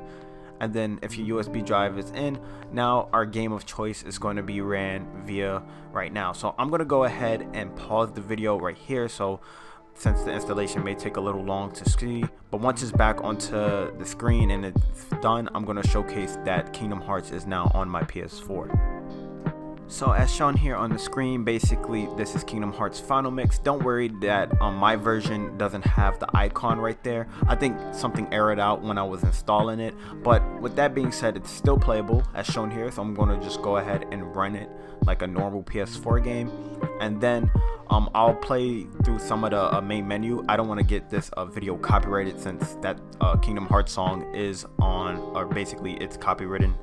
But as shown here, this is Kingdom Hearts running in real time on my PS4. If I go ahead and back out, you can see that this is I'm on the PlayStation 4, and I'll even run another game of choice. So I'll run NBA Street Volume 2 just to showcase that you can run PlayStation 2 games on your PS4. But if you guys did enjoy this segment of the video, go ahead and please like this section, and then we're gonna go ahead and get started on the next topic in chapter 2. So I'll meet you guys there. Welcome to this part of the tutorial. In this video I'll be showcasing on how to install PS4 fake package game files. With that being said, enjoy. Alright guys, so for this segment of this tutorial, I'm going to be showcasing on how to install fake package games to your PS4. Now, I'm not going to provide any links on how to get, PS4 games like that, but what I'm going to be showing you guys is how to transfer them onto your PS4 and successfully install them. So I have my game right here, which is Galaga, which is only 100 megabytes, and yes, this game is very small. It's like a classic arcade game that was ported to PS4, but games like Grand Theft Auto, for example, Call of Duty, Dissidia NT, Gran Turismo Sport, those games are huge in size. So when you do this process, you want to make sure at minimum you have 64 gigabytes on your USB drive and it's formatted to exFAT. But so transfer times and speeds may vary depending on game size, but it's going to be really quick for me since I'm only using this small game from the PS4's library. So what we need to do first is go ahead, drag your game wherever from where you got it from to your desktop, and now what we need to do is go ahead and open up our USB drive, and we need to verify that if it's on exFAT or not. So what we need to do now is go ahead to our USB drive. This is mine right here. Go into properties, and if your thing is on exFAT, you could go ahead and skip this step that I'm saying right here. But what we need to do if it's stating that your thing is on NTFS, first step, we need to go ahead and verify if you have any documents or any important files to back them up on another USB or to your desktop. For the time being, go ahead and do that. But once you have that done, we need to go ahead and hit right click and then go to format over your USB drive, and then you'll get a window that will pop up on your PC. So go ahead and choose the highest file size that your USB supports. If your thing's stating on NTFS, go ahead and hit exFAT. For allocation unit size as well, go ahead and hit default allocation size, and then for volume label, you can name it anything. I just named mine Linux due to the fact that this was something I was testing for on my PS4. Make sure that this is checked marked right here and it's toggled on the quick format, and then go ahead and hit start. And then if you're sure that you have any files that you care about, or you just want to go ahead and delete them, that's fine. Go ahead and hit OK, and then we should be on the same page, and your game, or basically your USB drive, should be on exFAT. Then once you do that, you're going to just take your PKG file and just drag and drop over to your USB drive. So as stated before, if you transferring over like Watch Dogs, it's going to take a very long time as opposed to this 100 megabyte file. But assuming that you guys understand that process, what I'm going to do is go ahead and transfer over to the PlayStation 4. We're going to go ahead and run hen, and then I'm going to install our game, and I'm going to show you guys that our game is going to run in real time. So meet you guys back onto the PlayStation 4. Alright guys, so we are back onto the PlayStation 4. What we need to do now is go ahead and connect our external HD device with our game of choice in it, and since we already made sure it's on exFAT, this process is going to work. What we're going to do now is go to user guide /helpful info, then user guide again, and then since we already have the Al Azur's DNS, it's basically this website is going to pop up for us automatically. Now we're going to go ahead and run hen as normal. And this is basically, if you've been watching throughout the whole video, this is the primary way on how to install stuff. So it's kind of like repetitive, but just for newcomers, this is why I'm breaking it down into segments. So as shown here, you get the PlayStation 4 hen notification, as you should. Now if we go into settings, scroll all the way down to debug settings, and then if we go into game, go into package installer, and then it's going to search our drive. This is my Galaga.pkg that I was talking about earlier on the PC, and since it's only 100 megabytes, it's going to upload install pretty fast. But if it was like Grand Theft Auto, as I stated before, it's not going to run in real time. So this is Galaga right now, and I'm going to go ahead and run it and play it like a normal game, like if it was actually purchased. So that's essentially how you run fake package file PS4 games. But with that being said, I'll meet you guys into chapter 3, and then we're gonna get started on emulators, so that should be fun. So I'll see you guys in that next segment. Welcome to chapter 3. In this portion of the video, I'm going to be focusing on teaching you guys on how to install PlayStation 4 emulators such as NES, SNES, and also GBA, and also Sega Genesis games onto your PS4. With that being said, I hope you guys enjoy this portion of the tutorial. In this video, I'll be showing you guys on how to install classic NES games and playing it onto your modded PlayStation 4. Alright guys, so for chapter 3, we're going to get started with setting up Nintendo games onto our modded PS4. So everything that is showcased here with the folders will be in the link in the description below. But here are the files we're going to be working with. This NES PKG file, our Nintendo games. We're going to also be working with fake PKG generator. You should be familiarized with this now since we've been using it forever. We also going to need CD Gen PS2 V 3.0, and make sure it is version 3.0, and that will be in the link in the description as well. And this is all the files we really need as of right now. What we also going to do is you need basically WinRAR, so I'll have a link in the description for that, and that's how we're going to extract the ISO. But before we even get started into extracted files and stuff like that, we're going to create 2 new folders on our desktop. One folder, we called it disk 01 dump, and this is where we're going to dump our ISO file. And then we're going to also create another folder on our desktop, and we're going to call this one just PKG dump. Once you have those 2 folders made onto your desktop, what we're going to do is go ahead into fake package file. We're going to go open up Orbis pub check, this one right here. Hold on, I'll make the screen bigger so you guys can see, and I could scoot this on the side. So we're going to go open up this one right here, Orbis-pub-check exe. Shouldn't take too long for it to pop up. So as shown here, it's right here. What we need to do is go ahead and add our image, and our image is going to basically be our PKG file, which is in quick NES. So we're going to go ahead and go to my desktop real quick. It may take a second for it to load right here.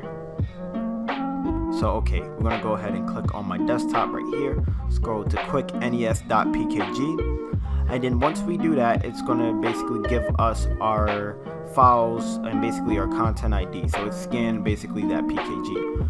We're going to go ahead and copy by hitting right click on our thing, and we're going to copy this content ID because this content ID is a pretty important part of this tutorial. So we're going to just do this step early so it's more easier. So just right click, copy it, and now what we're going to do is go ahead and hit extract files.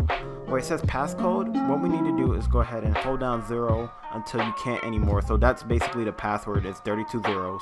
And then from there, you're going to go ahead and hit extract. Now we're going to go ahead and hit this file right here that says select all files and directories. And then from here, this is going to basically extract all of these files. Where we're going to basically, our output directory, we're going to put this back into our desktop. And that folder that we made called, I'm trying to find it right now on my desktop. It should be fake PKG or disk. Oh yeah, the PKG dump folder. This is where we're going to go ahead and put our dump files from the PKG, and we're going to go ahead and hit start.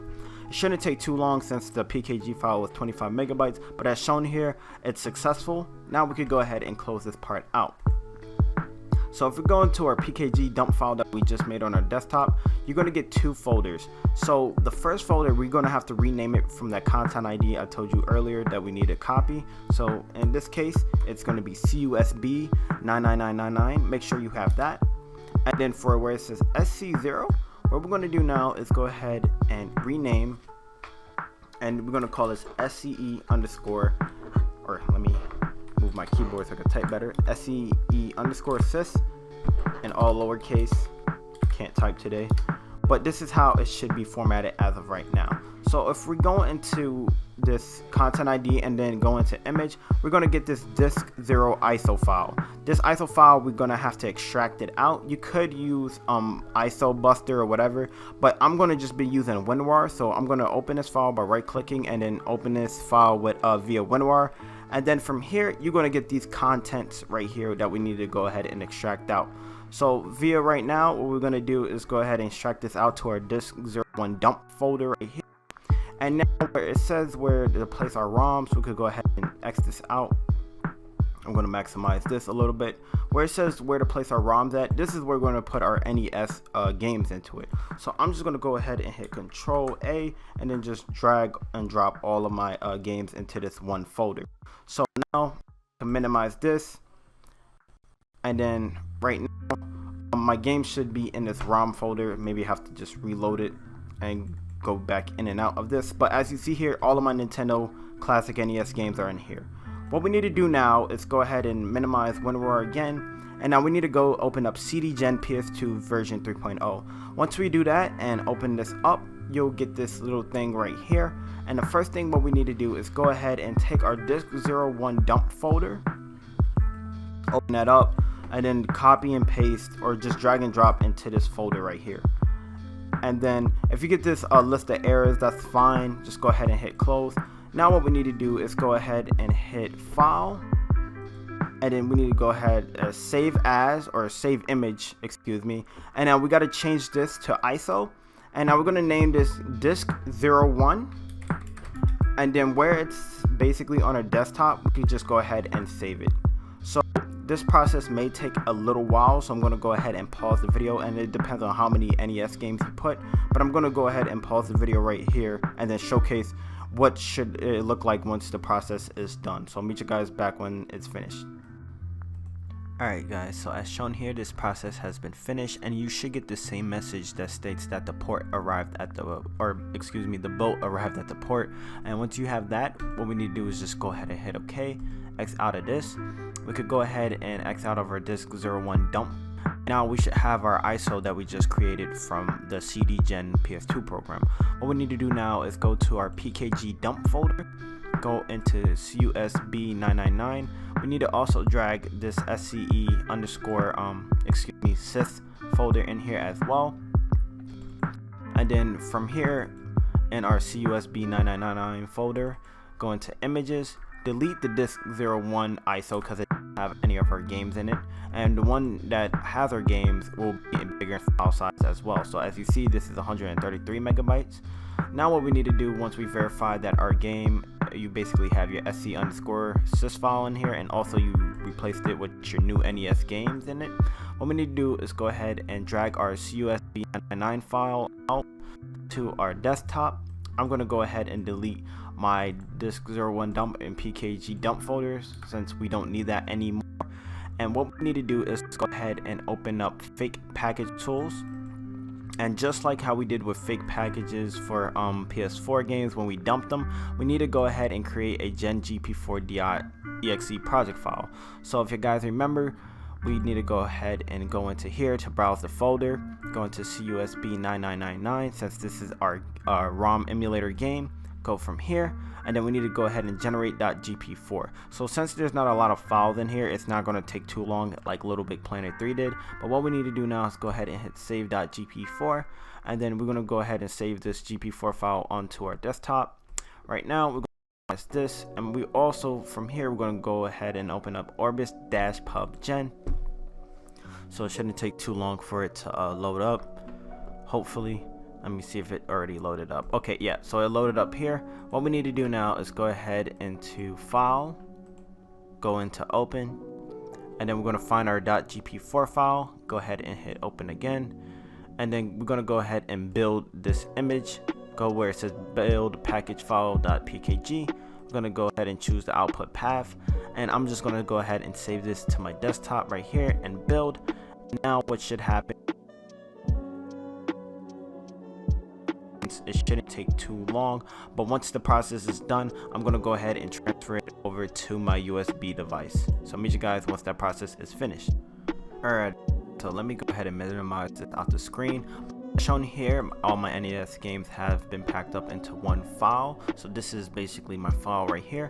What we need to do now is go ahead and transfer that over to our USB. So what we need to do is just verify that our USB is on exFAT.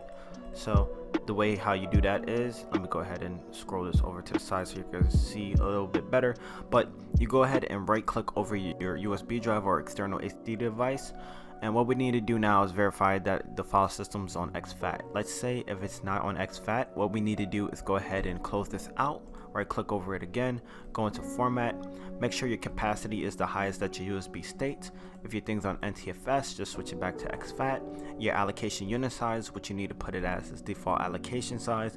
Volume label, it doesn't matter, as long as you name it whatever, it really doesn't matter for this process. Make sure that quick format is ticked as well, and before you hit start and then press OK, please be sure to back up any important data or documents, because anytime you reformat a USB drive, what happens is it clears out all the data so it could reformat to that file system that you want to go on. So once you hit OK and you're on exFAT, if you're not, what we need to do now is take our USB file, or our PKG file, excuse me, right here, and then dump this to our USB drive, excuse me.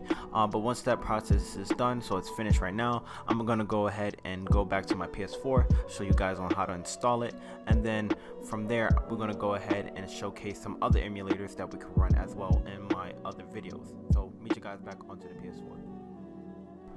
Alrighty guys, so we're on the PlayStation 4 right now. What we need to do is go into our settings, go into user guide / helpful info, go to user guide again, and then from here, since we already have Al-Azra's DNS set up, what we need to do is go into PS4, go into hen as shown here, and then just wait for it to boot up, and make sure your USB drive or external HD device is connected to your PS4 at the moment with your package file that we just put it on there. And then you should get a notification that welcome to PS4 hen, and basically hen has been ran onto your PS4. What we need to do now is go into settings, scroll all the way down to where it says debug settings, go into game, package installer, and then from there where we need to go to is install our PKG of choice. Since I already had it installed on my PS4, I'm just going to go ahead and reinstall it again. It shouldn't take too long since NES games are not really huge in size and they're like pretty much little like 10 megabyte games. So as shown here, this is RetroArch Quick NES for PS2, and what we need to do now is just go ahead and run it like any normal game for PS2. And it's kind of like RetroArch, or if you guys ever use RetroArch for like OPL for PS2, it's kind of formatted like that, so it's kind of like a port. But as shown here, what we need to do is real quick, circle this X, so that's how you select games. So you gotta hit circle to go ahead and load content, then we scroll all the way down to mass, I believe, or CDFS, and then ROMs, and we'll load up all of your games. So we could go ahead and load up any random game. I'm gonna try to find Balloon Fight since that's one of my favorite NES classic games, and then you could go ahead and hit circle, and now on the screen you could go ahead and play this game in real time. So this is me playing Balloon Fight on my PlayStation 4, and it looks pretty good, for being a classic game since it's being rendered at 1080p. But with that being said, this is how you run classic Nintendo games onto your PlayStation 4. So I'll meet you guys in the next video so I can show you guys on how to run more emulators on your PS4. In this video, I'm going to be showcasing on how to play classic Super Nintendo games onto your modded PlayStation 4. With that being said, please enjoy. Alright guys, on here basically we already have our Super Nintendo PKG file shown right here for this video, and this video is going to be simpler than the other ones because this PKG file for Super Nintendo or SNES station for our PS4, it already has all of the games and all of the stuff already pre-packed for us, so all we really have to do is just install it like a regular PKG file. So the first step, what we need to go ahead and focus on is just go to our USB drive or external HDD, and we need to make sure that it's on exFAT. And the method on how to do that is if we go ahead and right click over it, go into properties, and then from here, if your file system states that it's exFAT, then you're already good to go. But let's say if your thing is on NTFS, what we need to do is go ahead and just hit cancel out of here, right click over our USB drive or your external HDD, And once you click format, make sure that your capacity is the highest. So since I have my 500GB external HDD, 464 gigabytes is my highest I could go. If your thing's on NTFS as shown here, go ahead and switch it to exFAT. Your allocation unit size, you can go ahead and hit that to default allocation size. Your volume label, you can label it as anything or whatever name you want to. In this case, mine is just Linux test. But for here, make sure that this is checked off and quick format is toggled on. If you do have any items or any documents that you want to back up before doing this process, please do so to another USB drive or to your desktop. But once that's done, go ahead and hit start, and then once you hit OK, it's basically going to wipe your drive clean, and then it's going to format to exFAT. So assuming that your guys on exFAT just like me, and the link in the description is for this project, or this PKG is in the description as I stated a million times before. But what we need to do now is just go ahead and drag and drop this file to our USB, which I'm doing now. And then once that process is done, what I'm going to do is go ahead and install it to my PlayStation 4, and I'll meet you guys back there to show you guys on how to do that step. Alright guys, so what we need to do now is go to our PlayStation 4 as shown here and plug in our USB that has our Super Nintendo games on it from that one PKG file that we just transferred over. Now what we need to do is go into settings, user guide again, and then since we already have the Al Azhar DNS, you should get this menu to pop up right here, or just choose whatever method you want to go ahead and host your WebKit exploit. But now we're going to go ahead and put in, or toggle to the PlayStation 4 tab, and then we're going to go ahead and run the hen payload. So it's going to basically take a second on my screen for it to load, and hopefully it won't kernel panic like it did earlier. But if you get this error, you could go ahead and run the payload again. So that's what I'm going to do, and then hopefully we could get our debug settings. So as shown here, it's done. Now if we go into settings, scroll all the way down to debug settings right here, go into game, package installer, and then from here we're going to get our SNES game. Since I already had it installed on my PS4, I'm just going to go ahead and reinstall it again just for tutorial purposes. So it shouldn't take too long as like a regular PS4 FPKG file, or maybe kind of a larger PS2 game. But what I'm going to do here is just pause the video, and then once this process is done, I'll come back onto the PS4's main menu and show that this process does work for this method. Alright guys, so we're back onto our PlayStation 4, and now this process has been finished installing. So here's SNES station. Now what we can do is just load it up like just any other homebrew or application on a PS4. So as shown here, you're going to get this error that states that there's some internal error with video recording. Just go ahead and hit OK. It's fine. The process is still going to work. Then you're going to see the PlayStation 2 boot logo as well. And then you'll get this little menu right now. And the first option what we need to go to is scroll down to CD-ROM. Scroll all the way down to where it says ROMs by hitting X both times. And now you should see all of your Super Nintendo games.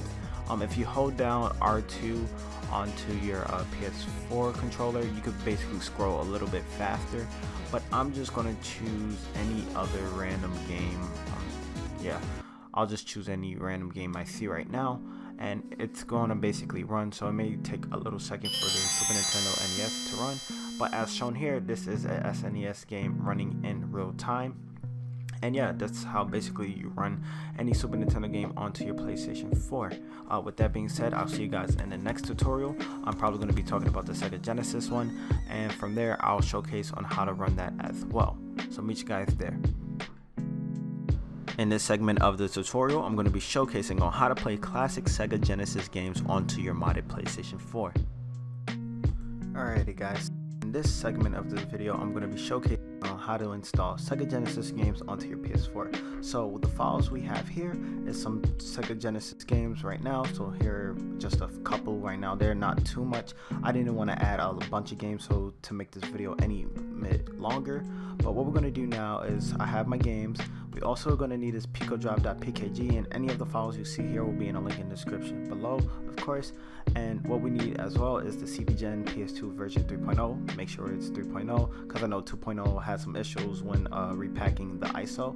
You need fake PKG generator tools as well, and also you need to make a folder on here called a blank one, just called dump ISO, and you need to make another folder as well, and we're going to call this one basically dump PKG. This method is the same just as like the SNES one, or excuse me, the NES, and it's going to be the same for the GBA one. But just to go over it again so you guys can really know on how to install this, this is why I'm going to go through this method from start to finish. So first thing what we need to do is go ahead and open up our fake package generator. We need to go into orbit-pub check, and then from here we need to go ahead and add image, and we need to go ahead and find our PKG file of choice. So our PKG we're going to be looking for is the picodrive one. So we're going to go ahead and open that up, and then from here we're going to go ahead and copy this content ID from here. So just highlight it, then right click and then hit copy. And now from here what we're going to do is go ahead and extract files. So the passcode to this package is all zeros as shown here, and then we're going to extract out. And then from there what we're going to do is go ahead and hit select all files in directory so we can get all of the contents out of this PKG file. And then where it says select, we're going to go ahead and find our file that says dump PKG.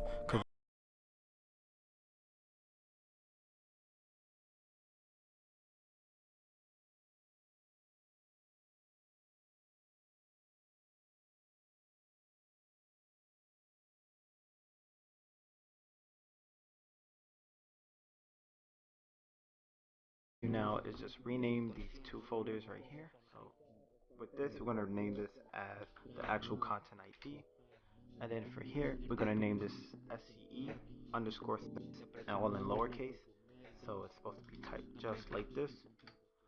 And now what we can do is go ahead, open this file up. You also need WinRAR for the next process as well, and there will be a download description for that as well, so just install it like any other exe. And most of you guys probably doing this already have WinRAR installed. But what we're going to go now is to our images, and we're going to go ahead and extract this ISO file right here. And once we extract this, this is going to be the method on how to dump our or basically how to repack our Sega Genesis games into it. So what I'm going to do now is go to open via this 01 ISO. I'm going to take all of our files here, copy it over, and then that folder that I called it dump ISO, we're going to go ahead and dump our ISO contents into this one. Now once that is done, we're going to take our ISO folder, and where it says Mega Drive, we're going to go ahead and put our Sega Genesis games in here. So I'm just going to go ahead and put mine right here. And then once that process is done, I'm going to go ahead and take all of these files. I'm going to go ahead and exit this out since my games are in this one. And what we're going to do is open up CDGen PS2 version 3.0. Open that up as well. And now from here we're going to drag all of our contents that we just dumped our ISOs in, and since we put our games in here into the Mega Drive folder, we're going to go ahead and copy it over via to this window right here. I'm going to go ahead and maximize the screen. What we need to do now is go to File, go into Save Image, and now we're going to have to change the type as an ISO file, and we're going to name this disk 01 because now this is going to have all our Sega games in it. The one that we just extracted didn't have the games, that's why we had to manually input them in. So right now we're going to go ahead and hit save, and now once the process is done, depending on how many games you put in there, it may take longer, but once it's done it will have this message that says the boat arrived at the port. Now you just got to hit OK, X this out. And then from here you should see our ISO file. We're going to take our ISO file and our dump PKG folder where we have the actual content ID. We're going to go in here, go into image, delete the old disk 01 ISO, it's not needed anymore, and now we're going to take the one that has our games in it into this folder. Now once that is done, we're going to go ahead and go back to the root of this PKG folder. We're going to drag this folder to our desktop. Hold on, it may be open somewhere else. So what we need to do actually right now is we could just leave this folder right here, but what we need to do is go into dump PKG, or excuse me, into fake PKG generator tools, and now we need to go ahead and make sure that we have the gengp4.exe, and we need to make a project folder. So we're going to go ahead and select where our content folder is, which is dump PKG right here. Go ahead and hit OK. And then we're going to go ahead and generate our GP4 files. It shouldn't take too long like how the PS4 package games are, but once that process is done, you're going to go ahead and hit save.gp4 file. We're going to go ahead and put this onto our root of our desktop right here. Go ahead and hit done. We could go ahead and close the process out via from here. And the next step we're going to do is orbis-exe. So once we run that, shouldn't take too long. I'm going to minimize that and maximize this so you guys can see better. We're going to go to file, open, and then from here we're going to go find our GP4 project file. Go ahead and hit open from there, and from now we're going to go ahead and build our package file. We're going to select this to our desktop right now, and then this is going to be our game that, or basically emulator that's going to have all of our games packed in. So what I'm going to do now is just wait for it to be done. It shouldn't take too long since I only put 7 games, but now you should get this to state that it's 100%. If it has warnings, it's fine. It's not going to corrupt on a PS4. What we're going to do now is plug in our USB drive via here, and then we're going to go ahead and transfer it to our PS4. So I'm going to pause the video and find my USB drive real quick, and then I'm going to show you guys on what to do next. Alrighty guys, so here basically I found my USB drive. What we need to do now is take our file that it has just been made, and then from there we need to go ahead and drag it to our USB. So depending on how many Sega Genesis ROMs you put on here, it may take longer, but for me it's not going to take longer on since I only put 7 games on there. So right now just go ahead and drag and drop to our USB, assuming that y'all guys are formatted to exFAT and y'all been seeing, you know, the constantly of the same thing on the video. What we're going to do now is go ahead and transfer this back to our PS4, and I'm going to show you guys to install it. If you guys understand how Alzerisk works, excuse me, the DNS, and also basically how to run a WebKit, I'm just going to go ahead and install it from debug settings to make this video a little bit faster. Alright guys, so as shown here, we're back onto the PlayStation 4. I'm going to go ahead and skip the step on how to, you know, run the payload hen, since I already did that and I've constantly showed how to do that in this video. But what we're going to do now is go ahead into debug settings, going into game, going into package installer of course, and now we're going to go ahead and find our game of choice. Since I've already had this previously installed to my PlayStation 4, it won't take too long. And as shown here, here's RetroArch Pico Drive. So once you have it installed to your PS4, what we're going to do now is go ahead and install it as, or just run it as a regular PlayStation 4 application. You may get an error right now for like video recording. That's okay. Just go ahead and hit X. And then once that process is booting up, what we need to do is go ahead and just wait for the screen to pop up. And now from here, we need to go to load core or load content. So the second option, go to CDFS, go into Mega Drive, since this is where we dumped our games from. And now from here, we're going to go ahead and run Outrun, which is one of my favorite Sega Genesis games. And then it may take a little second on the screen, but as shown here, this is how Outrun looks on the PlayStation 4. So basically guys, that is how you run Sega Genesis games onto your modern PS4. The next topic we're going to be focusing on, I'm going to be teaching you guys on how to install Game Boy Advance games onto your PS4. So I'll meet you guys there. In this video, I'll be showcasing on how to install Game Boy Advance games onto your PS4. With that being said, enjoy this video. Alrighty guys, segment of the tutorial, I'm going to be showcasing on how to install Game Boy Advance games onto your modded PlayStation 4, and then I'm going to go ahead and explain all of the files shown and right in the middle of the screen. As well, all of my downloads will be in the link in the description below, as stated a million times already. But with that being said, let's go ahead and get started on talking about the files. So in the first file right here, I have my Game Boy Advance games. So if you have some GBA games, this is what you of course need for the process. I only have 3 of them since I don't want to, waste too much time time into installing the PKG, and it takes a long time for the file to transfer via from my PS4 to USB. So I have my games via right here. Also for this process, you'll need RetroArch MGB PS2 PKG file. You'll also need the CDGen PlayStation 2 version 3.0. Make sure it's version 3.0, excuse me, rather than 2.0, because I think 2.0 had some issues rebuilding the ISO. You also need fake package generator 3.38, and you need to make 2 blank folders on your desktop called dump ISO and dump PKG. Once you have all those folders, we can go ahead and get started on the first step. So the first thing what we need to do is go into fake PKG generator tools. Let me maximize this right now, and the first thing we need to go to is open up orbis-pub-check.exe as shown here. And now what we need to do is go ahead and add our image, and we need to go ahead and find our PKG. So the PKG that's on my desktop is RetroArch MGBA, so go ahead and find wherever your PKG is at as well. Now what we need to do is go ahead and scroll over to here and copy over our content ID, which is this segment right here, and just highlight it and right click and then hit copy. Now the next thing what we need to do is to go ahead and extract our files, and we need to type all zeros for our password. So that's what I'm going to be doing now, hitting extract. And then right now we need to make sure to set our output directory.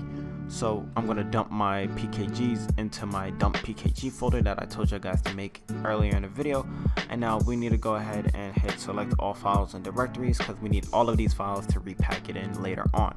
So we're going to go ahead and hit start, and it shouldn't take too long. And once basically it's done at 100%, we could go ahead and close this image checker out for the PS4. So that's what I'm doing now.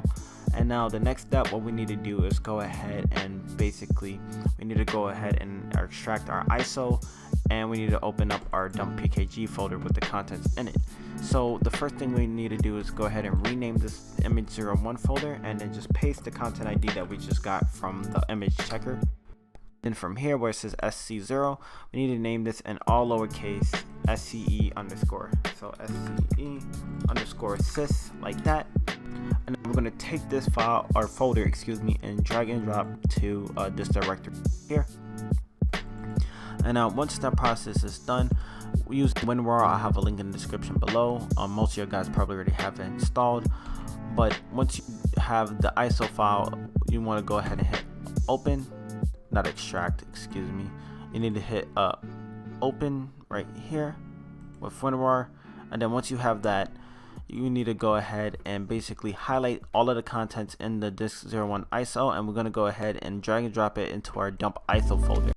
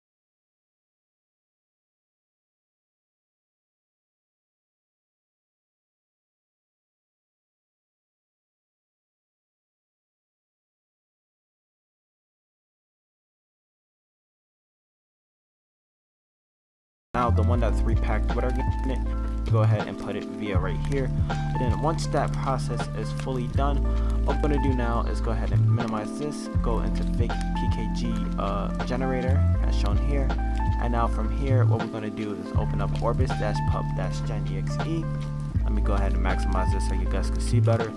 Then we're going to go to File, Open, scroll all the way down where you have your dump ISO, or excuse me, dump PKG file. So this is where, actually I think I skipped a major step, so actually scratch for what I said. We need to go ahead and open up gengp4.exe, and then we need to create a project file. So I'm sorry about that. The thing we need to do now is go into gengp4.exe, and then we need to go ahead and find our dump PKG file. So we need to go ahead and hover over this folder since this is the directory. Go ahead and hit OK, generate .gp4 file, and then right now it should be done, and it will state this at the bottom. It won't take long as like the PlayStation 4 games or certain other applications would. But now once you have that, go ahead and hit save.gp4, and then I'm gonna go ahead and save this to our desktop. And now we could go ahead and open up orbis-pub-gen. So orbis-pub-gen.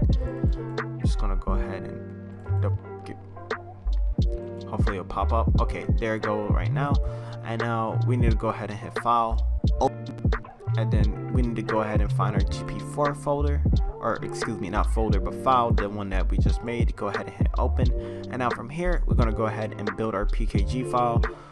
Make sure you're gonna put this output path to wherever you want it. I'm just gonna go ahead and put it to my desktop, so save here. Now I'm just gonna go ahead and build a PKG.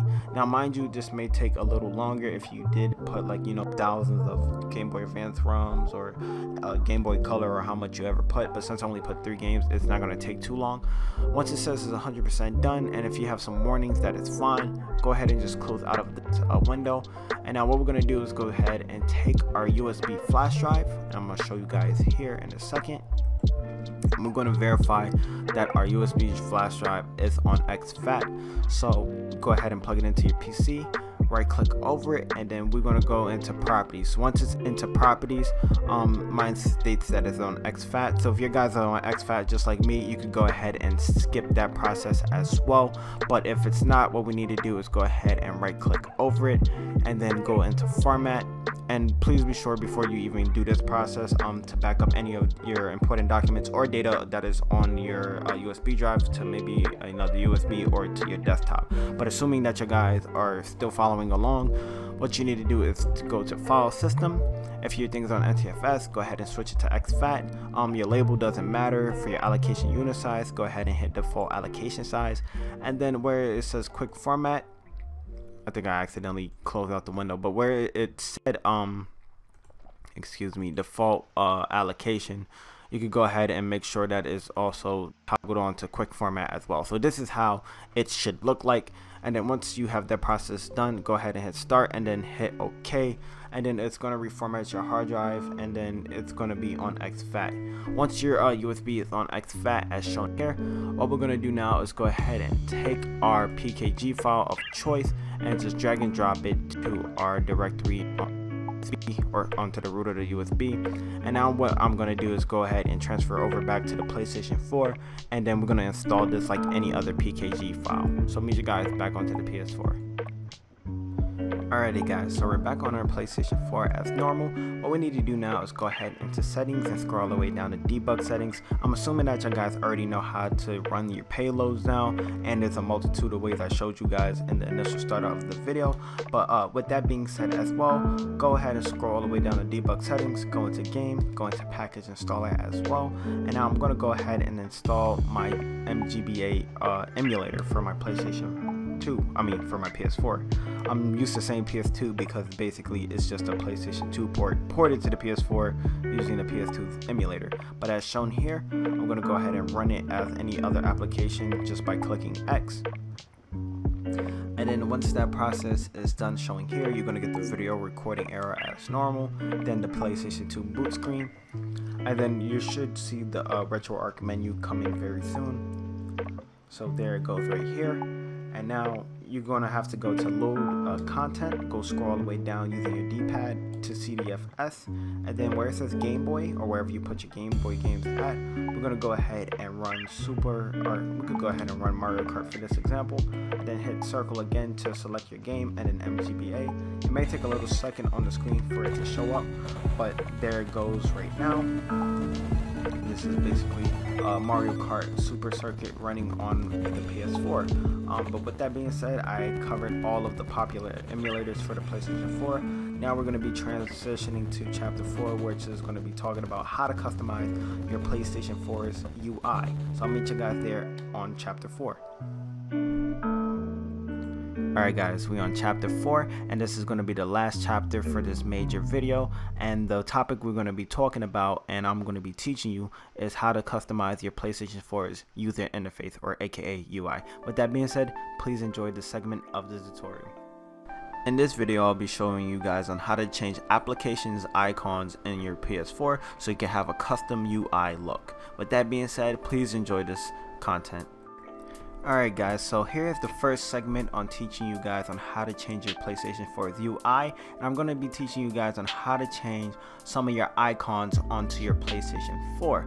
So as shown here, I've recently installed in this video of Kingdom Hearts Final Mix, and my icon is basically blank as shown here, but I want to go ahead and change that to an official Kingdom Hearts photo or some image. So the first thing we need to do on our PS4 is go ahead and run a FTP server.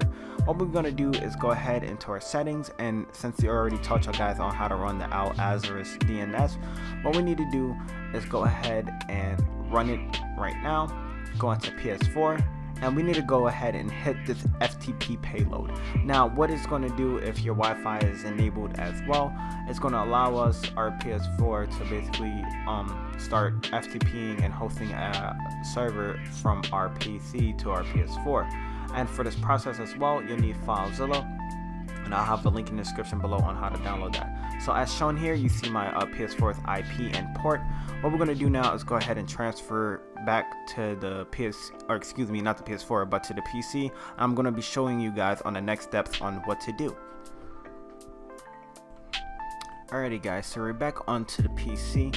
What we need to do now, since I want to change my cover art or basically my icon for my PlayStation 2 game, and this works with any file or any application on your PS4, what I'm going to do is just go ahead and Google and look up cover art that is pretty good quality. So the way how I do it is if I go into I go into tools, and then go to size and choose large.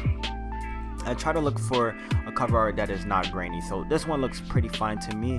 What I'm going to do is go ahead and just save this as an image by right clicking over the photo, and then the next step we're going to do, since we have to resize this photo by 512 by 512 like pixels, so the height has to be 512 and the width has to be 512. And the way how to do that, I'll show you guys real quick. It's very simple, and you don't have to have Photoshop for this method. You can even use an online converter. But if you're on Windows 10, if you go ahead and right click over it, scroll all the way up to open with, and then go into Paint, it's gonna go ahead and open this up. And here's our game cover art that we're gonna change back onto the PS4. So the first thing what we need to do is go into resize, go into pixels, and where it says maintain aspect ratio, turn that off, and then we're going to type in 512 by 512. So 512 by 512. So it has to be horizontal by 512 and also the width, and this is how it should look.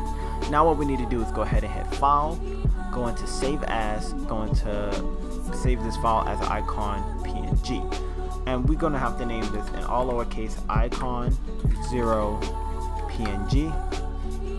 And now if I go back out to my desktop, as you see, the original file looks longer, and then this file looks at 512 by 512. The next step what we need to do is go ahead, once you have your icon formatted into that file size, and what we need to do from here is go open up FileZilla. There'll be a link in the description below on how to download that as well. It's just like any other exe.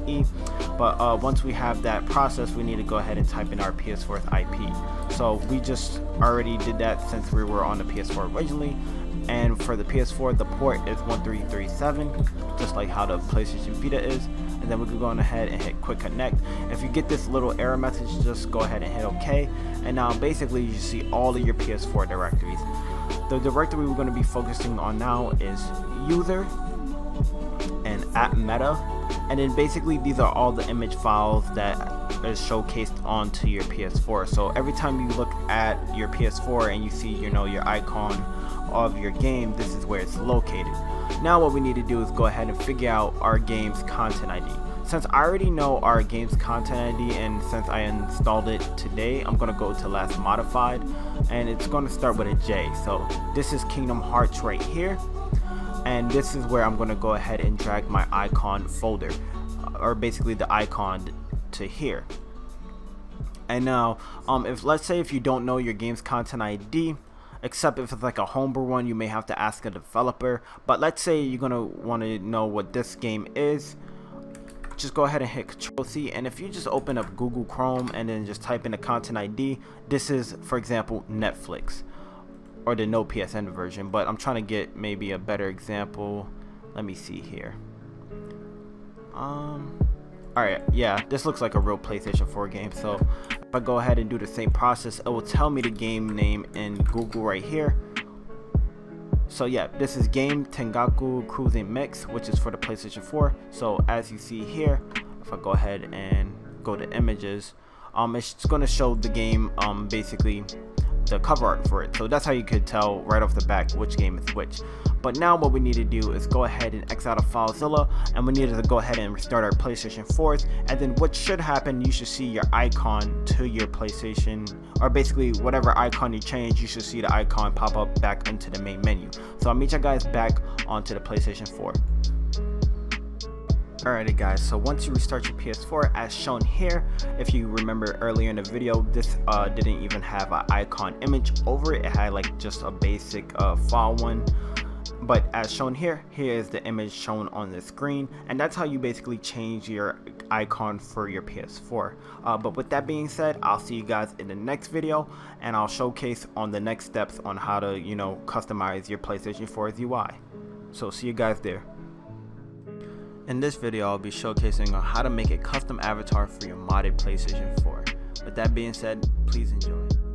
Alrighty guys, so in this video I'm going to be showcasing on how to change your avatar for your modded PlayStation 4. So as shown here, for example, I have my Sora avatar from Kingdom Hearts, and I'm going to be showcasing on how to take any image and make it your personal avatar for your PS4, since you can't buy avatars in the PSN store. But the way how we could do that is first going into settings, going to user guide, helpful info, and we basically going to run the FTP payload so we can FTP files over from our PS4 to our PC. So as shown here, that's what I'm going to do right now. And then once the payload is finished, you should see a little notification on the screen, and as well you should see my IP and your port. The port's always 1337, but your IP will be different from mine. But once you have that and it's ran successfully, we're going to go ahead to the PC, and then we're going to do the next steps on how to get our image to our PS4. So I'll meet you guys back there.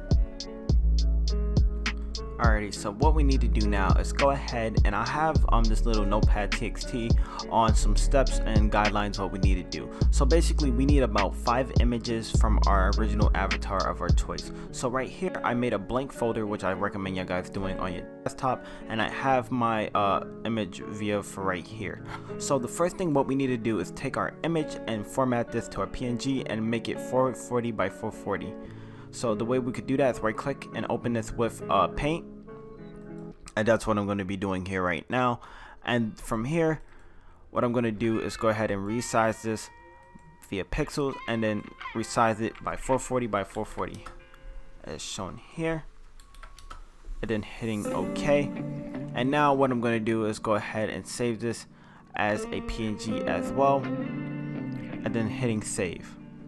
So right now go ahead and just hit OK, and then once that process is done, basically you should see that your avatar has changed as well. Now from the next step, what we need to do is go ahead and open up Google Chrome, and I have this website that will convert PNG to DDS files to this file size. So what we need to do is go ahead and choose our file, go ahead and find our avatar image of choice. This is mine's right here. And now from here we need to go ahead and change the width to each size. So we need to make another size called 440x by 440 and then convert now. And we need to do this for each of the processes. So I have the little txt right here. So we already did the one for the avatar PNG, but we needed one for the DDS one, so we did that. So now we need to do 260, 128, and 64. So let's go ahead and do 260. So 260x over 260, convert now. And then also we need to do 128 by 128. That's what I'm going to do here as well. And then from here, go ahead and hit convert now. And then I got to do 64 by 64. So this is the last part for this. And then we're going to have to go ahead and download these files as well. So once that converts, you will have all your files right here. So you could go ahead and just download them. And it will just say file URL. Or if we go back here, I think if you hover over the actual file, it will automatically download for a second. So yep, that's the first file here. This is the second one. Should automatically download. If not, I'll pause the video right here and get them downloaded, and then once that process is done, I'll come back and then show you guys on the next steps on what to do. Alrighty guys, so as shown here, I basically downloaded all of my avatars, and now I label them as basically whatever file size dimensions each avatar has to be. So what I mean by that is you will get random file names from that website, but I kind of skipped a step ahead to make it a little easier so I could showcase it. So for example, your first avatar that we created in Paint has to be 440 by 440, and if you just hover over it, you got to name that one avatar.png. As for the smallest avatar, that is 64 by 64, as shown here in the dimensions, you need to label that as avatar 64, and it's the same thing for this one. So avatar 128, since this is 128 by 128. Same thing with 260 and 260, name it avatar just like this, 260, and then avatar 440 is for 440. So once you have all of your avatars renamed in this format for each one, and it has to be with the correct dimensions as shown, like 64 has to be with 64 for example, we could go ahead and open up FileZilla FTP client. So I'll go ahead and close it out, but I'll have a link in the description below for that program as well. What we need to do is go ahead and type in our IP, make sure that your FTP server is still running on your PS4, and then we're going to go ahead and type in the port, which is 1237. And now the directory that we need to go for this process is system_data. So let me go ahead and find that, and then from here we're going to go to priv, then cache, and then profile. And then we're going to go ahead and find our profile on our system. So depending on how many profiles you have, this is where the avatar is going to change at. So the one we're going to go to is the one that basically is the most recent one. And I'm going to go ahead and rewrite all over these avatars. And then I'm just going to go ahead and drag and drop. Go ahead and use always to use this action to copy over. And then once that process is done, our avatar has successfully transferred over. What we need to do now is to restart our PlayStation 4, and then I'm going to showcase that our avatar is no longer Sora, and it's going to be Pain from Naruto. But with that being said, I'll meet you guys back on the PS4 to showcase that on the screen. Alright guys, so as shown here, we are back on the PS4, and I did restarted my system, and now as you see, my avatar is Pain from Naruto, and it kind of looks digitized, but that's something I could fix later on. But that's essentially how you change your avatar from your PlayStation 4 from the PC. But the next episode, or I should say the last topic we're going to be talking about in this big video, is how to install permanent custom themes onto your PS4. Also, I'll meet you guys there for that process as well. See you guys. In this video, I'll be showcasing on how to install permanent themes onto your modded PlayStation 4. With that being said, enjoy this video. Alright guys, so this is the last tutorial for this compilation video, but the thing we're going to be talking about right now is how to install permanent themes onto your PlayStation 4. So the first thing I'm going to go ahead and showcase as well, I'll have a link to their website for this. It's basically on PSX. Let me go ahead and open up Google Chrome, and and then let me look up PSX making permanent PS4 theme. So yep, that's the one I was trying to showcase right now. But yeah, this website will showcase on how to install permanent themes, and if you just go scroll down the list, there are people who donated themes as well that you can install for the PS4. But the theme I'm going to be testing is the PlayStation 2 official theme as well, and that because I just usually like that one out of all of them. But the way how you're going to do this is download basically both of your themes. One is going to be a fake PKG theme, which is the one with the smaller file, and I usually label the one that has a smaller file size number 1 because we gotta have to install that first, and then the one that is the official PKG or the official theme will be larger in size. So what we need to do now is go ahead and basically go to our PC, go and find our USB and make sure that it's formatted to exFAT. So the way we could do that is go ahead and right click over it, go into properties, and then mine is on the exFAT.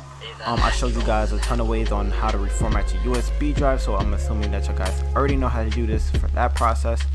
And then all you would have to do is just go ahead and take both of these files here, drag it to the root of your USB, and then what we're going to do is go to our PS4, and then I'm going to showcase on how to install your themes permanently. Alright guys, so we're back on PS4 as shown here, and I ran ahead using the Azris DNS.